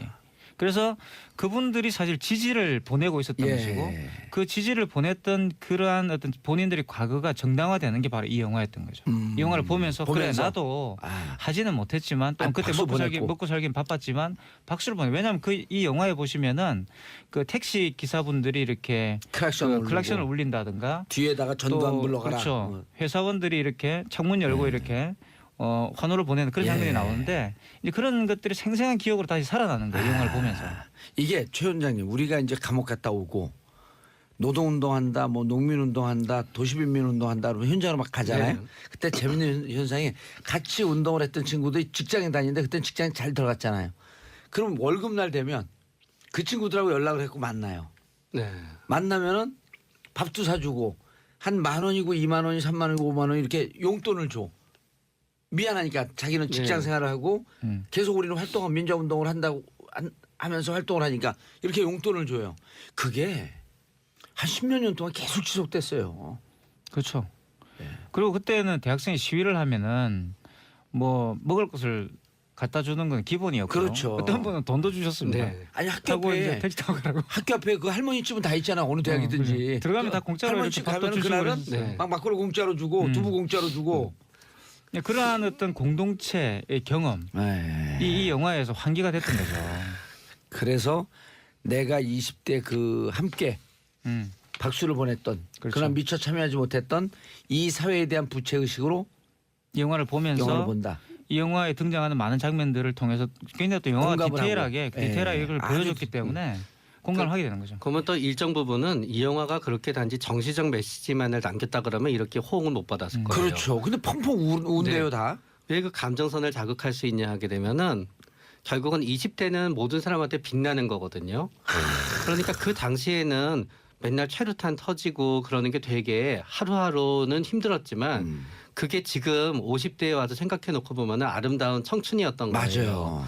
그러면서 이제 또 50대 이 어떤 의미에서 우리가 저성장 시대를 맞이하다가 보면은 여기에서 결국은 나도 한때 20대에는 저렇게 큰 소리 낼 수 있고 뭔가 절정 경험을 하고 뭔가 나의 삶이 이렇게 뭔가 대단한 삶이 될 거라고 생각하고 뭔가 우리가 꿈을 갖고 있었는데 50대에 지금 우리 대한민국에 살면서는 하루하루 이자 걱정을 갖다 해야 되고요. 언제까지 회사를 다닐까 생각해야 되고 완전히 꺾인 날을 보게 되는 거예요. 그런데 이 영화는 비극이거든요, 결국. 그렇기 때문에 결국은 이 부분에 있어서 또 현재 50대의 나의 어떤 불안함이 여기에 투영이 되면서 20대의 어떤 빛나는 싸움이 더욱 어떤 간절해지는 마음을 갖다 이제 가지게 되는 거예요. 우리 오늘 이렇게 할 때 우리 PD님이 마지막 곡, 그 영화의 마지막 곡처럼 그날이 오면 이런 걸 이 노래 이 방송이 끝날 때 쫙 그걸 깔아주면 무척 아름다울 텐데. 사실 그 노래 나올 때 저도 이제 뭉클했는데 예. 사실 그 노래는 이제 전태일 그 열사가 사실 이제 분신했을 때 예. 그 장례식 때 이제 불려진 노래죠. 전태일 열사를 기념하면서 부른 노래인데 그 노래가 이제 1987 마지막에 이제 나왔다는 거 이런 것들도 본다면 사실 이 영화에서는 다루진 않았지만 1987 그 민주화 운동 이후에 이런 7, 8, 9 또 노동자 투쟁이라는 게 있었잖아요. 예. 그런 것들을 아주 이 영화는 뭐 다 보여주진 않지만 어쨌든 다 담아내려고 노력을 한 영화입니다. 그런 면에 굉장히 좀 저는 많은 사람의 공감을 일으켰다 보고 또 한 가지는 지금의 정치 상황. 예. 그러니까 이제 박근혜 전 대통령의 어떤 탄핵과 더불어서 등장했던 이 문재인 정부야말로 사실은 지금 586들이 그 87년대에 내세웠던 그러한 이상을 실현하고 있는 정부인 거거든요. 예. 물론 과거에 이제 노무현 정부가 있었지만 노무현 정부만 하더라도 이제 그 당시에 이제 386들이 독자적으로 이렇게 수립을 하는 어떤 정부라 보기는 굉장히 어렵죠. 그렇죠. 왜냐하면 이제는 586이 지금은 이제 완전 586이 이 정치 주도권을 쥐게 된 것이고 됐죠. 이 정부야말로 바로 586의 이상을 보여주는 정부가 된 거죠. 그게 또 굉장히 큰 역할을 하고 있다 봅니다. 저는 그 586임에도 불구하고 저는 이제 찍기다시가 돼 있어요 지금은. 방송 용어 맞아요, 스키다시. 스키다시. 스키다시. 그 일본말 쓰면 안 돼요? 모르겠어요. 근데 스키다시가 일본말 아닌가요? 일본말이요. 스키다시는 부산말이에요. 찍기다시. 치키다시는 무슨 뜻이 되는데요? 부산말이요. 부산말. 약간 그냥 비주류. 원래 스키다시는 이렇게 허접한 인생. 반찬 공짜로 주는 반찬을 예, 말하죠. 허접한 인생 이런 서비스 뜻이죠. 서비스. 저는 같은 586이고 3, 40년 동안 그 함께 했으면서도 허접한 인생이 됐다 이런 뜻이에요. 그런데 이 영화가 또 50대 관객만으로서는 이렇게 많은 호응을 받을 수 없잖아요. 예. 이 영화에는 또 어떤 의미가 있냐 하면은 20대 관객들이 봤을 때는 현재 20대 관객들이 봤을 때는 본인이 이 당시에 20대가 되면서 작년에 있었던 촛불 시위를 갖다 다시 공감을 하는구나, 공감하게 또. 되는 거예요. 그래서 양끌이가 되면서 올라가게 되는 거고요. 거기에 이제 또 결국은 대통령의 어떤 그 영화를 갖다 본 거라든가 어떤 의미에서 이 영화에 대한 논쟁을 갖다 보수층에서 일으키게 되면서 오히려 이 영화의 흥행을 도와주고 있는 거예요. 저는요. 정진희님 부모님과 같이 1987 보고 왔는데 하시는 말씀이 그때 참여 못하고 지켜만 봤던 게 미안한 마음이 너무 컸다고 하시더라고요. 참여 못하고 지켜만 본 것이 아니고 사실은 마음속으로 박수를 그렇죠. 보냈기 때문에 우리처럼 앞에 혹은 이렇게 감옥 갔다 온 사람들이 네. 그 힘이 있었기 때문에 용기를 내서 나갈 수 있었던 거거든요. 네. 그러니까 그때 이제 넥타이 부대, 그렇죠. 박수 부대가 있었기 때문에 앞에서 그러니까 돌 던지는 사람들도 그 있었던 영화에도 거고. 이제 잠깐 묘사가 되는데 예. 이제 시위를 거리로 나가면 사실 그 전에는 굉장히 무서운 분위기죠. 와서 이제 이 사복조가 와서 이렇게 잡아가는데 굉장히 무섭잖아요. 거기 남영도 앞에 총 네. 카바 입고 내린 네, 사람이 그게 이제 이른바 백골단. 백골단 부르는데, 헬멧을 허연 걸 네. 써놓고 백골단이라 네. 그랬거든요. 원래는 이제 사복 체포조죠. 정신병진. 근데 이 사복 체포조가 오고 그러니까 아주 공격적으로 이제 진압을 하는 겁니다. 그런 식으로 아예 모이지도 못하도록 만들게. 근데 이제 박정철 그 열사가 이 열사가 이제 죽은 뒤로부터는 분위기가 완전히 달라졌어요. 그래가지고 시위를 해도 숨겨주는 겁니다. 예. 숨겨주고 영화에도 셔터 나오잖아요, 탁 닫잖아요. 이게. 그게 진짜 그런 일이 있었어요. 그리고 이렇게 뭐 그 당시에 다방이었는데 카페가 아니라 다방 같은 데를 도망을 들어가면 문 닫고 뒤로 보내주고 빼주고. 예. 그리고 또 뭐 이렇게 할아버지들이 이렇게 보호해주고 뭐 이런 게 있었어요. 그러니까 그런 부분들이 굉장히 그 당시로 본다면 많은 분들이 참여를 하고 말고의 문제가 예. 아니라 심적 지지를 했기 때문에 학생들이 그렇게 할 수 있었던 거죠. 그러면 그러니까 그때 참여를 안 했다고 자괴감을 가질 필요는 없는데 어쨌든 이걸 보면서 그때 당시에 우리 그 아름다운 청춘에 그렇게 열정적으로 했던 분들한테 미안한 감이 있는 거죠. 네. 그리고 그 중심에는 결국 한 사람의 커다란 희생이 있었다는 거예요. 두 사람이 아니에요? 두 박정철과 사람이죠. 이한열. 네. 예. 우리가 이제 독재 정권은 어떤 거를 갖다 하게 되냐면은 독재 정권이 독재를 하다가 보면은 사람의 목숨을 본인들이 귀하게 여기지 않다가 보니까 예. 사람들이 한 사람 어느 단 한 사람의 죽음에 대해서 이렇게 모든 사람이 동정할 거라고 상상하지 못해요. 예. 그런데 사회구도 돌이켜 놓고 보면은 한 사람의 억울한 죽음에서 시작이 됐거든요. 시체가 김주열, 바다에서 사체가 김주열 씨. 바다에서 떠오르면서요. 똑같이 1987년도에 또 어떤 의미에서 처음에 한 사람의 예. 박정철 열사의 억울한 죽음에서 모든 사람의 동정심이 오히려 그게 한 사람의 죽음이었기 때문에 동정심이 더 많이 가게 된 거고요. 그리고 그로 인해 그 다음에 이한열 열사의 두 번째 죽음이 있게 되면서는 모든 사람의 동정심이 가게 되는 거예요. 예. 그렇기 때문에 이게 독재 정권의 입장에서는 한 사람 한 사람의 그들은 목숨에 대한 가격을 전부 매기고 있을 거예요. 이 죽음의 가격을 이 죽음으로 인해서 우리는 어떤 마이너스가 오게 되나 지지율엔 어떻게 해나 사람의 목숨을 갖다 어떤 계량화해서 생각하고 본인들의 도구한 부분으로 생각하지만 결국은 인간의 목숨은 그 무엇으로도 바꿀 수 없다는 거고 예. 결국 인간의 목숨이 가진 귀한 희생이 이거를 갖다 불러일으켰다는 걸 갖다 하게 되는데 예. 지금도 그 희생에 대해서 뭔가 계산하고 있는 분들이 있다는 거는 예. 되게 슬픈 것 같아요. 그냥. 그 시기를 보냈던 그 20대 청년들이 지금은 정치권의 주류가 됐어요. 586. 네, 그렇죠. 예. 그래서 이제 청년들이 이제 기성세대가 되었고요. 물론 이제 이 지점에서 또 우리는 이제 뭐 반성을 해야 될 부분들도 있겠죠. 과연 이제 그 당시의 이상이 지금 우리가 하고 있는 여러 가지 정치적 행위 속에서 잘 구현되어 있는가는 끊임없이 반성해야 될 문제인데 예. 결국 제가 볼 때는 이 586 세대들이 기성세대화 되면서 한국 사회는 분명히 과거는 달라졌다고 생각합니다. 그러니까. 근데 이 달라진 것들을 어떻게 유지하는가가 되게 중요하고요. 어떻게 예. 또 확장해 갈 것인가 저는 굉장히 중요하다 봐요. 맞아요. 지금 주류가 돼갖고 586, 즉 386, 486, 586 넘으면서 너무 양지만 찾아다닌 거 아니냐. 그러니까 이제 이런 자조적인 얘기도 있어요. 양지 찾아 386. 예, 그 전형동하신 분들이 네. 이제 또 1987 영화를 보고 오셔가지고 김무성 씨 같은 경우가 이제 자기도 거기에 있었다. 아, 이런 그때 이야기를 그랬어요, 진짜로. 사실 있었어요. 예, 있었는데 있었어요. 저는 그건 이제 상도동계로. 그러면서 이제 반성은 해야 되는 거죠. 반성을 해야 되는 그 거죠. 이후에 어떤 예. 행보에 대해서는 반성을 해야 되는 것이고 예. 내가 그래서 참 그때 정신을 잃고 이렇게 했다 이 정도 이야기를 해야 되는데 그냥 숟가락 하나 이제 얻는 거예요. 나도 그 당연히 있었습니다. 저도 예. 뭐 그때 김무성 씨를 그때 봤으니까. 영화, 그 김무성 주제 영화는 그거 아니야. 옥새 들고 튀어라. 나르샤 혹서 들고 나르샤. 옥새 들고 나르샤. 나는 뭐 그 영도 앞바다 가가지고 이렇게 예. 뭐 그러니까 이런 것들이 사실은 좀 1987의 정신을 해소가 돼요. 해소시키는 많은 분들이 거네요. 1987을 보면서 어떤 개인적이든 아니면 굉장히 공동체적인 그런 생각을 하고 있는데 여기에 대해서 반성할 건 반성하고 예. 또 새로운 길을 가려고 그러면 충분한 어떤 그런 돌아봄이 또 있어야 되는 거 아니겠어요? 386이 486 되고 586 되면서 한 건 없이 너무 정치권의 주류로서의 오래 향유했다라고 하는 비판도 있거든요. 네, 세대 교체가 안 이루어지고. 네. 근데 그게 참 쉽지 않은 게요. 보수 정권은 끝없이 세대 교체가 이루어지게 되는 게 예. 성공하고 싶어서 계속 보수 정권에 들어와서 정치를 하고자 하는 사람이 끝없이 있어요. 예. 근데 진보 정권은 뭔가 하게 되면 진보 정권에서 정치를 하고 싶어 하는 분들은 물론 그분들도 개인적으로는 성공에 대한 열망이 있겠지만 그거 이상이 있어야 되거든요. 근데 옛날에는 학생회가 예. 그리고 학생 운동이 어떤 진보 정치에 있어서의 정치 캠프 역할을 했어요. 정치 사관학교로. 맞아요. 근데 지금은 학생회가 과거와 같은 역할을 하게 되지 않으면서 음. 정치 사관학교에 해당되게 진보 정치에 계속 새로운 사람을 갖다 제공해주는 그 부분이 없어지게 되는 건데 아하. 그거를 결국은 정당 정치 안에서 예. 뭔가 그 사람들을 계속 받아줘야 되는데. 예. 뭔가 그 사람들을 받아줘서 일꾼으로 써먹고 알겠습니다. 위로 안 올려주고자 하는 부분이 있다가 보니까 이렇게 돼요. 알겠습니다. 문태진님 이번 촛불 집회도 20년 30년 후에는 영화되고 그 역사로 기록되겠죠. 그 중심에 저도 있었다는 것에 뿌듯함을 느낍니다. 자 마지막으로 저희가요. 김광석에 붙이지 않은 편지 듣는데 이 김광석에 붙이지 않는 편지가 한 시인이 박종철 열살 생각하면서 쓴 시에 김광석 씨가 곡을 붙인 노래입니다. 자 김광석에 두 분 인사하시고요. 네, 감사합니다. 김광석에 붙이지 않은 편지 듣고 저는 마치는데 평화가 오고 있습니다. 땡큐 피스 코리아.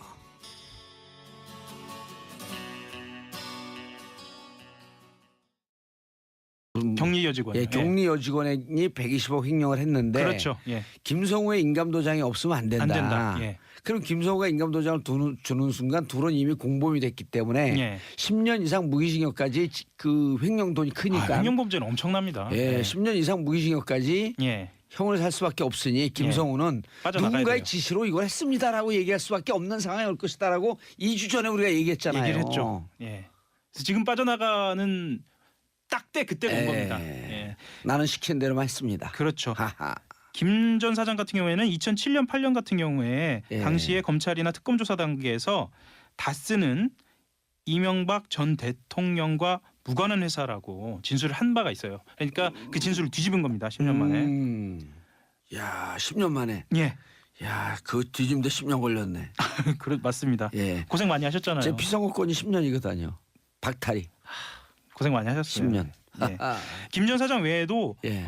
권 아무개 전 다스 전무. 뭐. 그러니까 측근들이 줄줄이 불고 있는 겁니다. 예. 비슷한 취지의 자수서를 낸 것으로 전해지고 있습니다. 하늘과 땅의 그물은 너무 커서 피할 곳이 없도다. 손바닥으로 하늘을 가리려다가 실패한 예. 그런 경우가 되겠습니다. 아니죠. 그래서 이제 마지막에 그래서 이게 예. 지시대로 했다. 예. 근데 120억 횡령, 예. 그냥 플러스 추가 알파의 횡령. 이것은 결국은 누구의 지시였었다. 네. 그럼 그분이 주범, 나머지 둘은 종범 예. 이렇게 되는 거죠. 알파가 나와줘야죠, 진짜. 예. 이제 알파가 시작입니다. 알파 1억만 나와도 돼요. 그렇죠. 예, 횡령은 1억부터니까. 잔인하시네요. 예, 왜요? 뭐가 잔인해요? 잔인한 게 아니죠. 이건 그럼요. 명명백백한 겁니다. 예. 아니 너무 얼굴이 밝으셔가지고요. 저요 밝아요. 특활비로 넘어가 보겠습니다. 예, 특활비로 네. 넘어가시죠. 특수활동비 같은 경우에는 박근혜 전 대통령을 옴짝달싹 못하게 하는 그런 또 다른 게이트로 번진 적이 있는데요. 이번도 마찬가지입니다. 예. 이건 횡령으로 딱 떨어지기 때문에 뇌물로 딱 떨어지기 때문에요.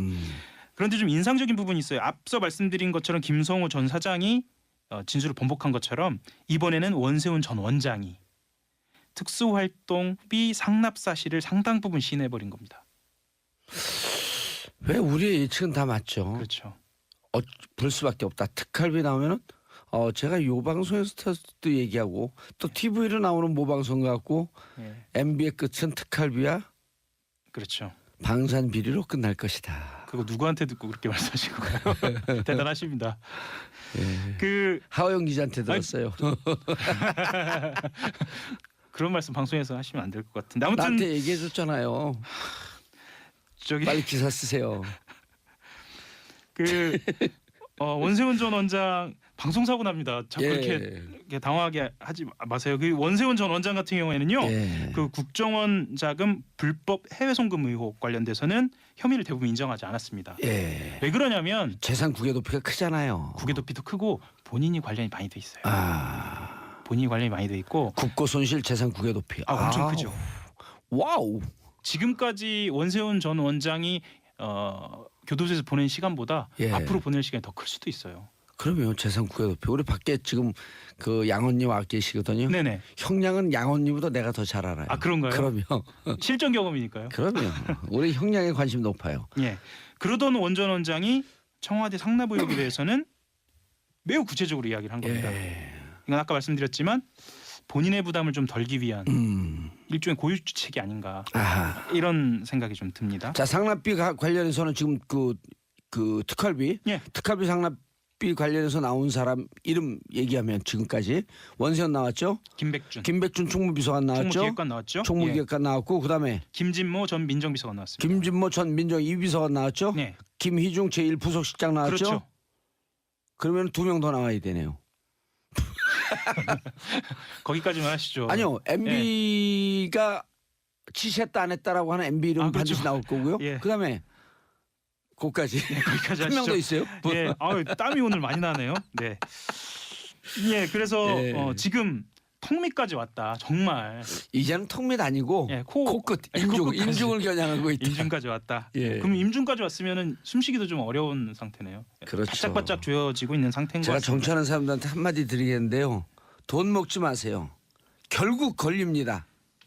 돈 먹고 감옥 가 있는 사람들, 지금도 돈 받고 있는 사람들, 국민 생각했고 돈 먹지 마세요. 본인 생각했고 돈 먹지 말고, 가족 생각했고 돈 먹지 말고 다 감옥 가요 결국은. 요즘 특히나 얼굴이 밝으세요. 돈 먹지 않고 살았으니까요. 그렇죠. 주면서 살았으니까. 맞습니다. 예. UAE 얘기 잠깐 해볼까요? 약간 지난 얘기긴 한데 예. 이게 지나지 않았습니다. 아 그런데 예. 요거는 양 당에서 서로 좀 국익을 위해서 좀 축소시키자, 덮자 뭐 이런 얘기가 있으니까 저거 먼저 하는 게 어때요? 어떤가요? 삼지연 관현악단. 삼지연 관영. 예. 이 얘기를 꼭 해야죠. 북한이 평창 동계올림픽에서 140여 명으로 구성됐습니다. 예. 대규모입니다. 예. 삼지연 관현악단을 예술단으로 파견하기로 했습니다. 쏘쏘쏘.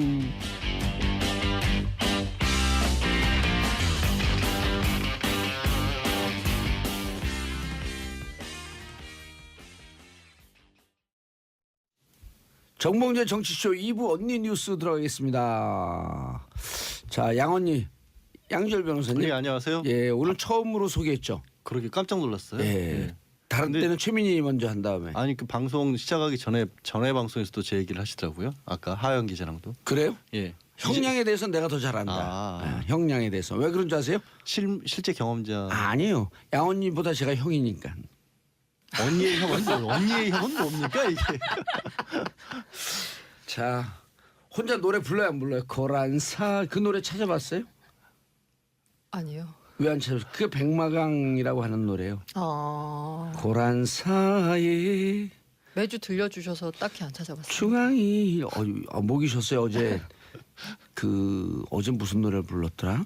어제도 노래 부르셨어요? 네, 박종철 방송하고 타는 목마르고 노래를 불렀고 어째 박종부 형님. 그 형님이 왔거든요. 아, 그 우리가 30년을 살면서 다시 초심으로 돌아가자 결의하고 술값만 많이 나왔죠.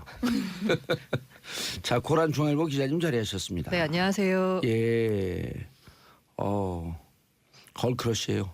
자료 좀 보내주세요. 그랬더니 인터넷 많으니까 검색해 보세요. 난 저런 분 처음 봤어요. 자, 이명선 프레시안 기자님, 최민희 의원 대신 나오셨죠? 네, 오늘 하루 땜빵입니다. 예, 땜빵 전문은 여러 명이 있는데 땜빵 전문 뒤지는 김용민, 아하. 땜빵 전문 팟캐스트는 이재화 변호사. 땜빵 많이 하세요? 네, 땜빵이 이재명 그냥. 선수? 예, 5분 대기조들. 자, 김용옥님, 봉도사님 요즘 훌쩍 젊어지고 계십니다. 언니 뉴스도 너무 재밌어요.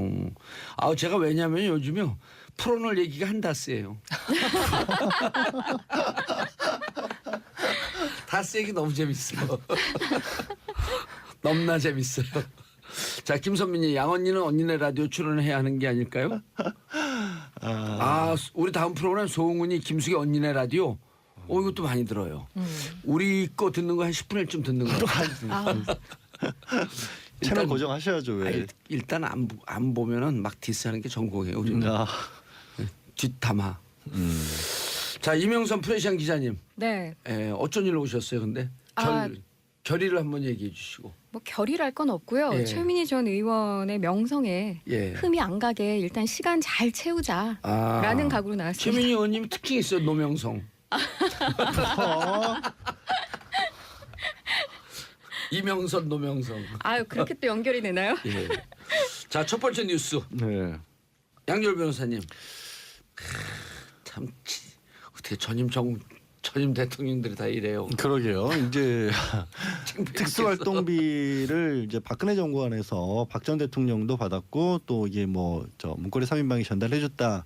그때 받았던 방식이 북악 스카이 같은 데서 받아서 예, 국민들이 참 담벼락이나. 청와대 주변에서 무슨 이런 일을 했냐라고 놀랐는데 이게 이명박 정권 때도 있었다라고 지금 검찰은 보고 있는 겁니다. 예. 그런데 주차장이 등장을 했어요. 어허. 이 주차장이 지금은 청와대 인근의 공원으로 바뀌어 있다라고 하는데 하여튼 주차장에서 2억 원씩 2008년도에는 김성호 전 국정원장이 2010년도에는 원세훈 전 원장이 국정원 자금을 전달을 했다.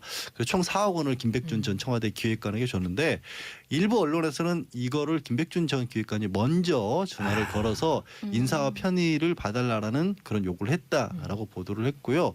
다만 여기에 인사와 대해서는 편의를 봐줄 테니 돈 줘라. 네, 돈 줘라라고 먼저 요구를 했다라는 보도까지 나왔는데 이제 제가 오늘 아침에 이제 다른 방송에서 김여재 전 정무수석 이명박 전 대통령의 이제 측근 중에 한 사람이죠.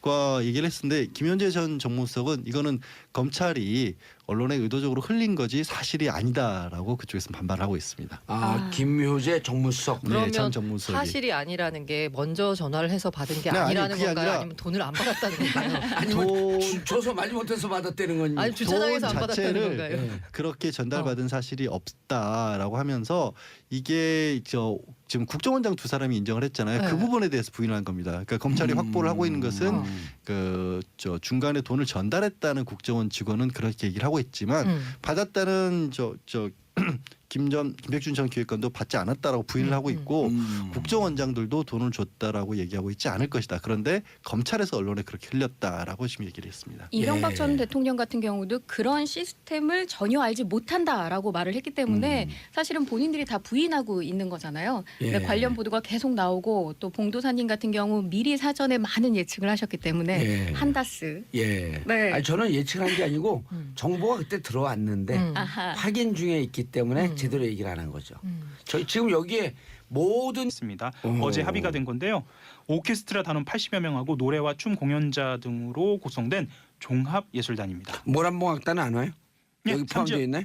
삼지연으로 예. 삼지연은 모란봉악단 그 이른바 북한판 걸그룹 10명. 예. 그분들은 와요 안 와요? 아직 모르죠. 그것까지는 확인은 안 돼 있는데 지금은 삼지연만 오는 것으로 합의가 돼 있고요. 예. 공연은 광능하고 서울에 한 차례씩 하기로 돼 있어서요. 아마 모두 다 구경을 가는 게 난리가 날 것 난리가 같은데 날 것 티켓팅한테. 같습니다. 예, 티켓팅. 근데 이거 보면 종북되는 거예요? 종북은 아니고요. 예. 친북이면 안 된가요? 안 되나요? 삼지연을 보면 친북인가요? 저도 잘 모르겠습니다. 그러니까 네. 뭐 누군가를 종속적으로 따른다는 건 조금 저도 거부감이 있는데 삼지연 관현악단이 공연하는 거에 대해서 좀 친근감을 느끼는 건 괜찮을 것 같은데요. 관현악단이는 북을 치거나 그러진 않겠죠. 지금 그 북 얘기하시는 예, 게 그 북인가요? 종도 치지 않고 종북. 요즘 유난히 표정이 밝으세요. 예. 아니 통일 문제가 잘 되는 것 같아갖고요. 예, 예. 삼지연 관현악단 같은 경우는 육로 이동 방식인데요. 이동 방식 같은 경우는 좀 인상적인 게 일단 판문점을 경유해서 넘어와서 서울에서 강릉까지 KTX로 이동한다. 예, 이것도 좀 인상적입니다. 그런데 삼지연 관현악단이 지금 그 제재 대상 아닌가요? 제재 대상으로. 그건 제가 알고 알아봐야 있는데. 할 것 같습니다. 확실한 건 이 예술단이 제재 대상 중에 하나였던 것으로 저도 기억을 예, 하는데요. 맞아요. 그렇기 삼지연인지 때문에 제가 확인해 보겠습니다. 그렇기 때문에 유엔과 협의해서 미국의 요청 유엔과 협의해서 이 유엔 제재를 평창 올림픽 기간에는 유예하는 방안. 예, 그것도 지난번에 말씀드렸죠. 예, 조명균 통일부 장관이 그 장관이, 얘기했다. 근데 예. 그게 내부적으로 협의 없이 그 얘기할 리 없다. 예. 우리가 그까지 얘기했었죠. 예. 삼지연 관현악단 말씀을 드렸으니까요. 남북 예. 단일팀 얘기도 좀 드려야 할 것 같은데요. 예. 그 도종환 문화체육관광부 장관이 어제 그 개막식 때 공동 입장이 합의되면 한반도 길을 들게 되겠다라고 이야기를 하면서 단일팀 이야기하고 공동 입장하고 단일기 얘기를 한꺼번에 이렇게 좀 풀어놨습니다. 예. 실제로 역대 동학의 올림픽 역사에서 개최국 국기가 개폐막식에 등장하지 않은 경우는 없었는데요. 그것보다도 대의적인 측면에서 그리고 올림픽의 흥행 측면에서도 예. 단일기가 등장한다는 것은 또 다른 구경거리가 될 것 같습니다. 예. 그렇다. 어쨌든 이 평화 올림픽이 남북 관계 개선, 네. 북미 간의 관계 개선, 한반도 평화의 분위기를 조성하고 북이 더 이상 핵실험, 네. 미사일 실험을 하지 않을. 그럼 분위기를 조성하는데 아주 결정적인 역할을 하는 겁니다. 그러면 뭐 이게 예. 앞으로 손 잡고 악수하고 있다가 뒤로 칼을 겨누면 그거는 또 배신이죠, 배신. 배신이기도 하고요. 그런데 이 얘기는 저도 좀 드리고 싶은데 그런 꼼수가 숨어 있다라고 이야기하는 분들이 있는데 꼼수가 숨어 있다라는 것 자체를 우리가 알고 있잖아요. 그리고 꼼수가 숨어 이미 있으면 알고 있어요. 예. 꼼수를 안 하게끔 안 하게끔 하면 조성하면 되죠. 예. 제가 그 인제대 예. 김해 있는 인제대 통일학부 박사과정아니에요. 아, 근데 거기 이제 김연철 교수도 계시고 예, 예. 진유관 교수도 진유관 계신데 교수. 진유관 교수가 이런 얘기를 하더라고요. 북이 네. 모든 정치 일정을 2017년 12월 대선이 12월에 있을 거로 예상하고 거기에 맞춰놓은 것 같다. 아, 이미. 예, 이미. 이미. 근데 이게 대선이 우리나라가 틀어진 거 아니에요? 그렇죠. 촛불혁명으로. 예, 예. 그러니까 12월까지는 미사일 발사 전임 정권에서 다 끝내고 네. 새로운 정권이 오게 되면 1월서부터 평화 공세를 하려고 준비를 하고 있었던 건데 느닷없이 촛불혁명이라는데 일정을 조정할 수도 없고 그래서 서둘러서 미사일 실험, 핵실험을 지난해 다 끝낸 것 같다. 그게 설득력이 있는 게 미사일 예. 실험 같은 경우에는 1, 2개월 준비해서 안 되거든요. 안 되는 거죠. 예. 장기적인 정치 플랜이 있어야죠. 그렇습니다. 정치 플랜도 그렇고 기술적인 측면에서도 마찬가지입니다. 그게 동시에 진행되지 않으면 지난번 말씀드렸던 기계적 일정표와 정치적 일정표가 동시에 진행이 되지 않으면 안 되기 때문에 지금 말씀하신 부분도 굉장히 설득력이 있는 것으로 저도 보입니다. 그거를 통일 전문 북한 문제 전문가 중에 유일하게 진익환 교수만 그 얘기를 하더라고요. 그분이 지도 교수라는 말씀이시죠 지금? 그렇죠. 아니 전 지도 교수가 여러 명이 제가 찍는 대로 지도 교수예요.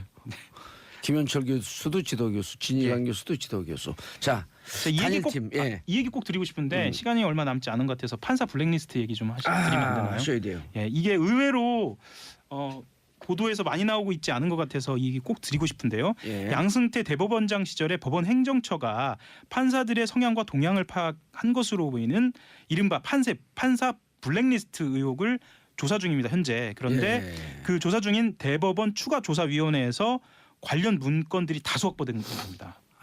그 컴퓨터를 지워버렸다 그러더니 그 컴퓨터에서 나왔나 보죠. 나온 겁니다. 그러니까 문건 가운데 일부를 작성한 전직 행정처 심의관 판사 한 사람이 추가위 조사에서 행정처 고위 관계자의 지시에 따라서 문서를 만들었다라고 얘기했습니다. 고위 관계자라는 말이 언론에서 등장하면 이렇게 보시면 되거든요. 고위 관계, 그냥 관계자가 아니라 고위 관계자라는 것은 그 조직에 있어 최고 수장 아니면 바로 그 다음. 행정처장 아니면 대법원장. 그렇게 봅니다. 예, 알겠습니다. 네. 하영 기자 인사하시고요. 예, 한겨레 21 하호영 기자였습니다. 감사합니다. 예, 전 광고 듣고 2부 언니 뉴스로 돌아옵니다. 채널 고정하소서.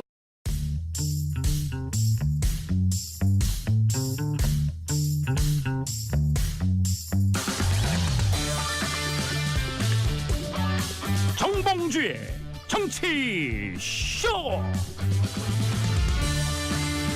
안녕하세요. 75분의 1의 사나이 마성의 중독성 대체 불가 정봉주의 정치쇼 정봉주입니다. 지금 이 시각 여러분이 가장 많이 찾아본 실시간 검색어 체크해봅니다. 초미세먼지 수도권 초미세먼지주의보 마스크 착용 필수.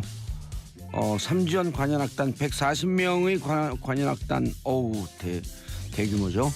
북한의 심지어 관현악단이 서울과 강릉서 공연하기로 했다. 자, 서울 기차 예매 시작했습니다. 오늘 고래일 예매 전날 서울역서 밤샌 시민들도 있다고 합니다. 첫 곡 조한 제트 and the Blackhearts의 I hate myself for loving you. 당신을 사랑하는 내가 미워요가 아니라 의역하면 너무너무 당신을 사랑해서 고통스럽습니다.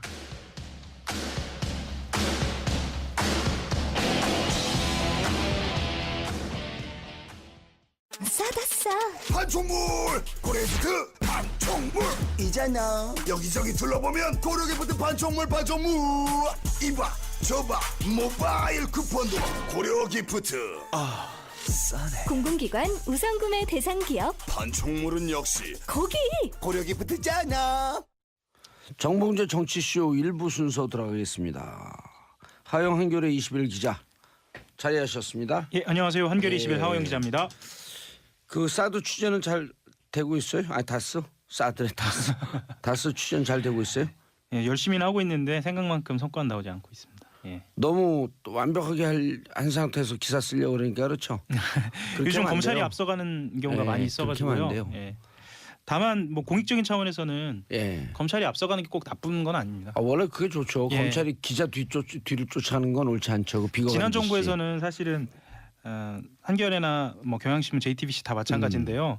먼저 이렇게 치고 나가면 검찰이나 아니면 사정기관에서 따라오는 형국들이 많았는데 요즘은 그때도 사실 흘려갖고 먼저 가는 척 했었던 거죠.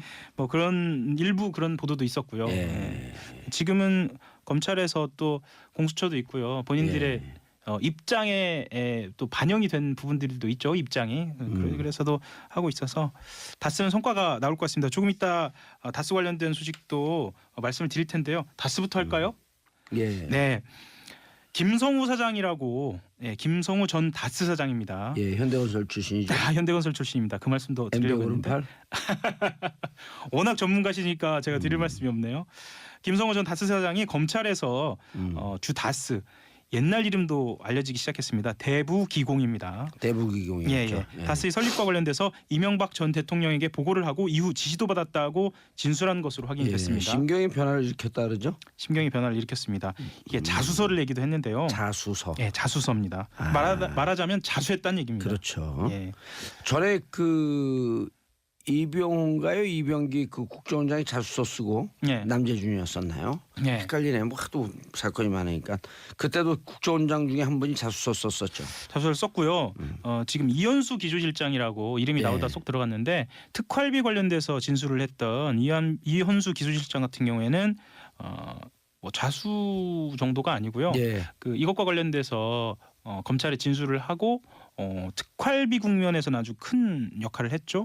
그렇죠. 예, 그 박근혜 정부 시절에 한 4년 정도 했었나요? 그렇죠.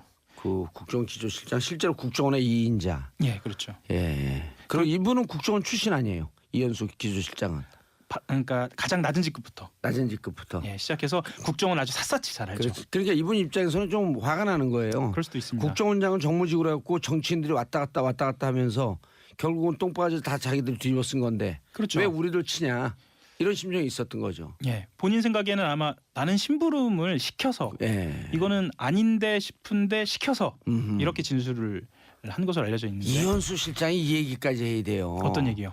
MB 정부의 그 이게 박근혜 정부에서 시작한 게 아니고 예. MB 정부 때부터 왔던 관행이었다. 관행이었다.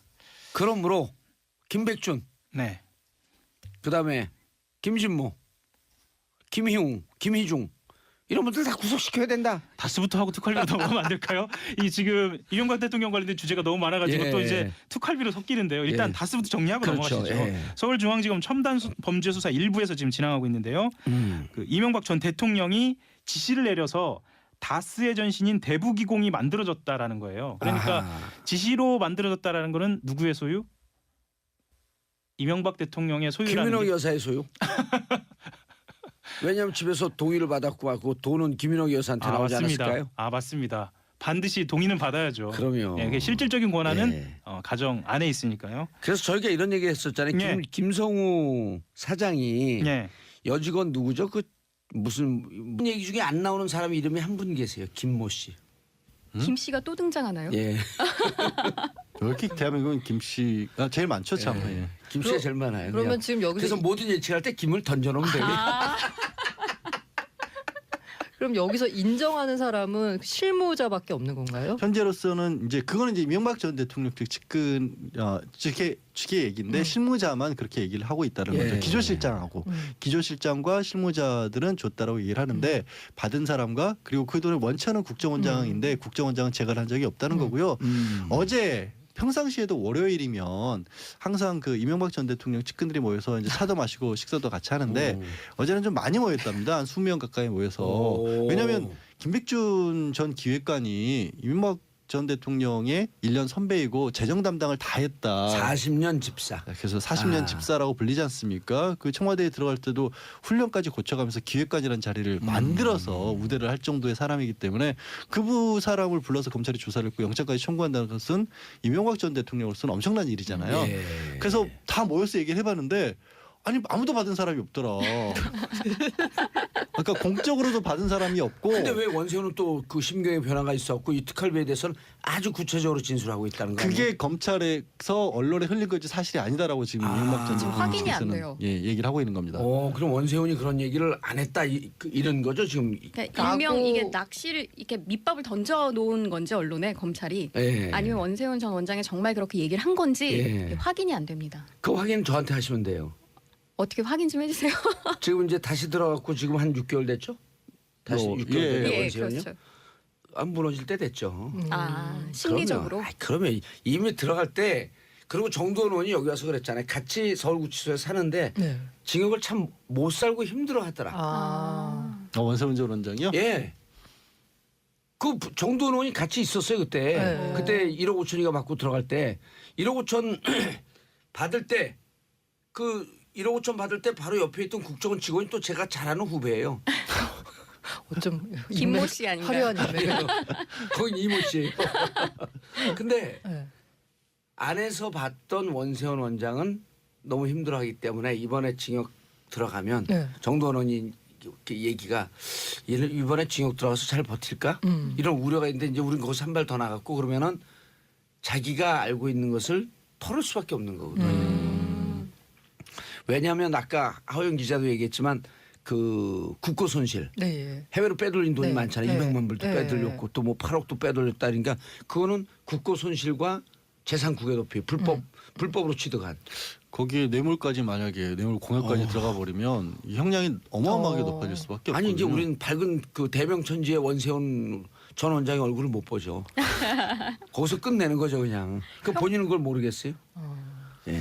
하여튼 지금 검찰에서 나오는 얘기들은 근데 이게 흘린 거라면 어마어마한 얘기들이 계속해서 나오고 있는 거죠. 왜냐하면 또 좋아하시는 다스 얘기를 안 들을 수가 없는데. 아니 그리고 여기서 넘어가기 전에 예. 원세훈 원장의 자칫 잘못하면 부인도 조사를 받을 수가 있어요.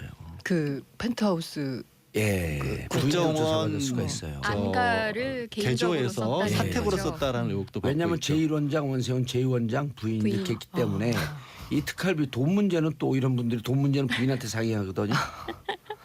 쫙 그림이 그려지잖아요. 이건 자연스러운 추정이지만 또 이게 사실관계 근거에서 저희가 얘기할 거 아니에요. 근데 원세훈 전 원장이 그러고 보면 참 희한한 게 이전에 구속이 됐었을 때는 실형을 받았을 때는 사실 국정원 댓글 사건이 아니라 현직 국정원장 최초로 그 개인 비리 뇌물 혐의를 가지고 그렇죠. 처벌을 받았던 전력이 있으시잖아요.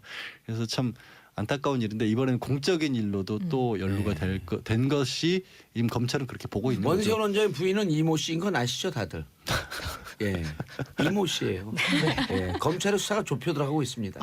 아니 역대로 보면 예. 그 권력을 쥔 사람 옆에 집사 역할을 하는 사람이 늘 예. 초점, 그러니까 예. 온갖 시선과 관심을 받기 마련이었는데 뇌물을 갖다 주더라도 집사한테 갖다 주고 또 검찰의 조사를 받더라도 집사를 먼저 조사를 한 다음에 핵심자를 나중에 소환을 하게 되죠. 예. 그래서 MB 집사 같은 경우는 김백준 전 기획관이 지금 딱 잡힌 건데 박정희 시대 때 전통적인 집사의 의미가 이후락시로 처음 시작되다시피 예. 했습니다. 뭐 거의 역사를 전두환의 통틀어 장세동. 역사를 통틀어 이런 분이 없죠. 떡고물 근데- 파문 이런 말도 만들어내고 전두환 씨 같은 경우 근데 장부를 직접 작성했다 뭐 이런 얘기도 나오기도 하고 오. 노태우 씨 같은 경우는 가족 회의 멤버들 외에는 다른 사람들한테 돈을 맡기지 않았다. 뭐 이런 얘기도 있고요. 그러나 분명한 돈의 건 역사에 대해서 참 밝으시네. 좀 저는 한 조사를 가지 정말 해봤습니다. 이해가 안 가는 게요. 지금 말씀하신 분 사람들 그리고 이제 박 전 대통령까지만 해도 어쨌든 정치인이에요. 그렇기 때문에 사실 정치 자금을 필요성을 느낄 수가 있죠. 부정한 돈이든 뭐 좋은 의미에서 간에 이명박 전 대통령 같은 경우는 애초에 돈이 굉장히 많으신 분이잖아요. 그러니까 지금 김백